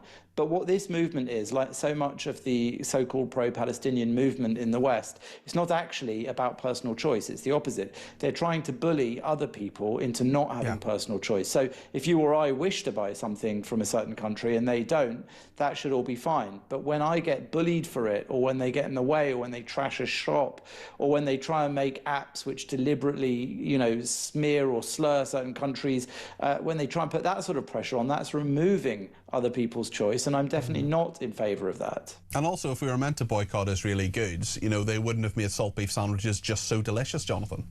So I'm not sure how Israeli those are. Those are more kind of, Are they? Are they more New York Jewish or something? Well, like yeah, maybe. They're like delicious anyway. Or something, or I just think all these brilliant Israeli products. And when I was there in never September, mind that. What about the NHS? Like half of our drugs, half our generic drugs. Exactly. I was actually with Kemi Badenoch in the Teva plant when she was trade secretary, covering her visit there, and I saw exactly how they make these drugs affordable, how they're used in the NHS. Generic so drugs, many of the developments, all those sorts of things. If you're going to boycott Israeli goods, well, you have to boycott an awful lot of things that You're most absolutely people right. use in their day-to-day There's so many lives. different things. I actually did a really interesting interview, I think it was about a year ago actually, with a cancer researcher who's pioneering this amazing Israeli medical technology, which is sort of, obviously, it's very sad when people have chemotherapy, but it can be a very effective treatment, but it kills healthy cells and unhealthy cells, as many people know, including many people who've been through it. But this particular technology was kind of like a smart bomb for cancerous cells. They're developing this really exciting technology, and I look forward to people who say, oh no, don't give me Israeli technology, saying no to that when it becomes mainstream. I mean, it's just absurd. Jonathan, thank you so much. So much common sense spoken there, as always, by Jonathan Sacerdoti, the writer and broadcaster on Eurovision. Debbie in Birmingham has some thoughts on this. Give me a ring on 0344 499 1000. Debbie, you're very welcome to the programme. What would you like to say? Hi, Peter. Good to speak to you again. Yes. Just one question. Why is it that we are concentrating on this when Israel is not part of Europe, Australia is not part of Europe, and people are boycotting people that are going to sing at a song contest that's to do with the song for Europe? What part of this have I missed? Well, so there's this thing called the European Broadcasting Union, which is just, it's basically just like an organisation that shares various bits and pieces of things that are broadcast, and Australia's part of it and Israel's part of it. So it's actually the European Broadcasting Union song competition, essentially, and any nation can join it. So we do have this absurd situation where, like, Australia's in it, as is Israel. But I mean, as I said a minute ago with Jonathan, if you start looking for absurd things to do with the Eurovision Song Contest, we'll be here all night. Well, yeah, but I agree. But why don't we just do a rebrand? I mean, like, look at marketing. Let's just rebrand it and just call it Anyone. Yeah, the World Vision. Maybe that wouldn't quite work. Yeah. This is just mad, and then we can't all sit there and go, "Oh, you can't join because you don't like me for whatever reason." Are you Eurovision fan, Debbie? I don't like to admit to it, but yeah, I love it. I love it because it's just so political, and you just sit there going, "Yeah, nil pois, nil pois." What's your favourite Eurovision song ever? Do you know what? I did love the Icelandic one because of the little dance. Right, yes. No, I remember that one. I think mine was probably Love Shine a Light by Katrina and the Waves. Great song. Oh, well, yes, yeah, I give you that. I do love it when either Ireland or the UK win because it's part of our community. But really, I'm just saying, Eurovision, don't call it Eurovision, just call it a song for the because then everyone can get involved. Yeah. Because, like I said, Australia, which is Oceania, is not part of Europe. It's a very good point. Israel, yeah. And Israel's not part of Europe either. No, all of these points make sense, Debbie. Eurovision makes less sense. We'll take a break now. We'll take some more calls, and we'll have a chat to Petri Hoskin. Thanks to Debbie for her call, and indeed to everybody else who's ringing in, texting in. We'll go to more of your thoughts in a minute and have a quick chat with Petri too. Stay with us.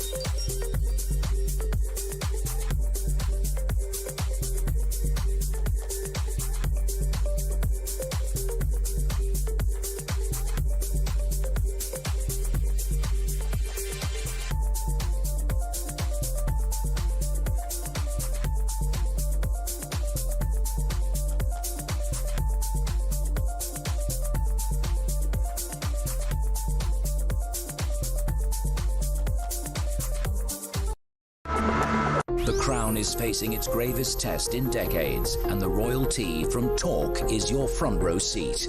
With royal reputations under pressure and probing questions about public trust, we unpack every twist and revelation with the biggest names in the business. From the throne room at Buckingham Palace to a mansion in Montecito, we follow every royal ripple. Never miss a moment of The Crown in crisis. Subscribe to the royalty from Talk on the app or wherever you get your podcasts.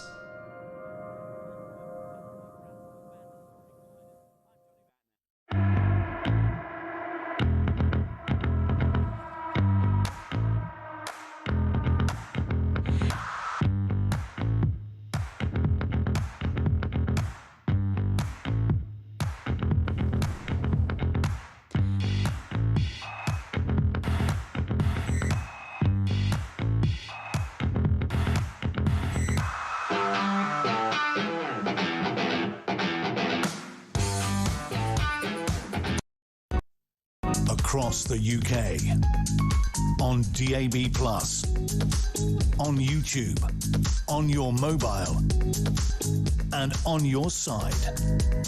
This is Talk. Ernie's been in touch and says, what jobs are these young Europeans going to do in Britain? The only jobs that would pay them a decent wage are on the black market. If they get a legit job, most of their earnings would go into tax and they would be stuck in the same whirlpool that hard-working Brits are in, and there would be no escape, says Ernie. Amanda says, politics has no place in Eurovision. All decent Brits must make a stand and vote for Israel. I will certainly be voting for Israel. I have not heard their song. I don't even need to hear it. I no real interest in Eurovision, it must be said. I haven't really watched it in years, but there we are. Elisa says it's Eurovision, not European. And Rob from Burnley says, I've got a suggestion for any future Keir Starmers out there that fancy a go at politics. The King's speech should be laid out in the manifesto that a party gets elected on, with a few bells and whistles for the occasion. Of course, any deviations from that should require permission from the monarch. From Israel, actually, from Tel Aviv, Nat's been in touch and says Israel's economy is doing great, perhaps too well. My favourite Lindt chocolate bar is now £11. £11 for a chocolate bar. I'm also now thinking of £11 as an LB's of chocolate, which would be lovely. Although I was thinking about a salt beef sandwich earlier. I think I just need to eat some food. Before I do that, let's speak to Paul in Nottingham, who's given me a ring on 0344 499 1000. Paul, you're very welcome to the programme. What would you like to say? Hi, Pete. Thanks for having me on your show. Great to hear from you. A couple of things, please. One of the things you've mentioned about Israel and about the Jews, etc. Yeah. I'm not a Jew myself, but I just cannot understand why everybody wants to kill and destroy the Jews. I've read a little bit in the Bible, and Pharaoh tried to kill the Jews. Yeah. Hitler tried to kill the Jews, and you've got all these people, the jihadists and that, all they're interested in is killing the Jews. Just leave the Jews alone. I'm starting to wear a Star of David badge on my jacket. Good for you. No, I cannot disagree with a single word you've said. We're just a tiny bit pressed for time, Paul. You said you had a second point. I just want to get one more caller in before I speak to Petri. So I totally agree with you in your first point. What's your second? Second point is on the economy and the Labour Party.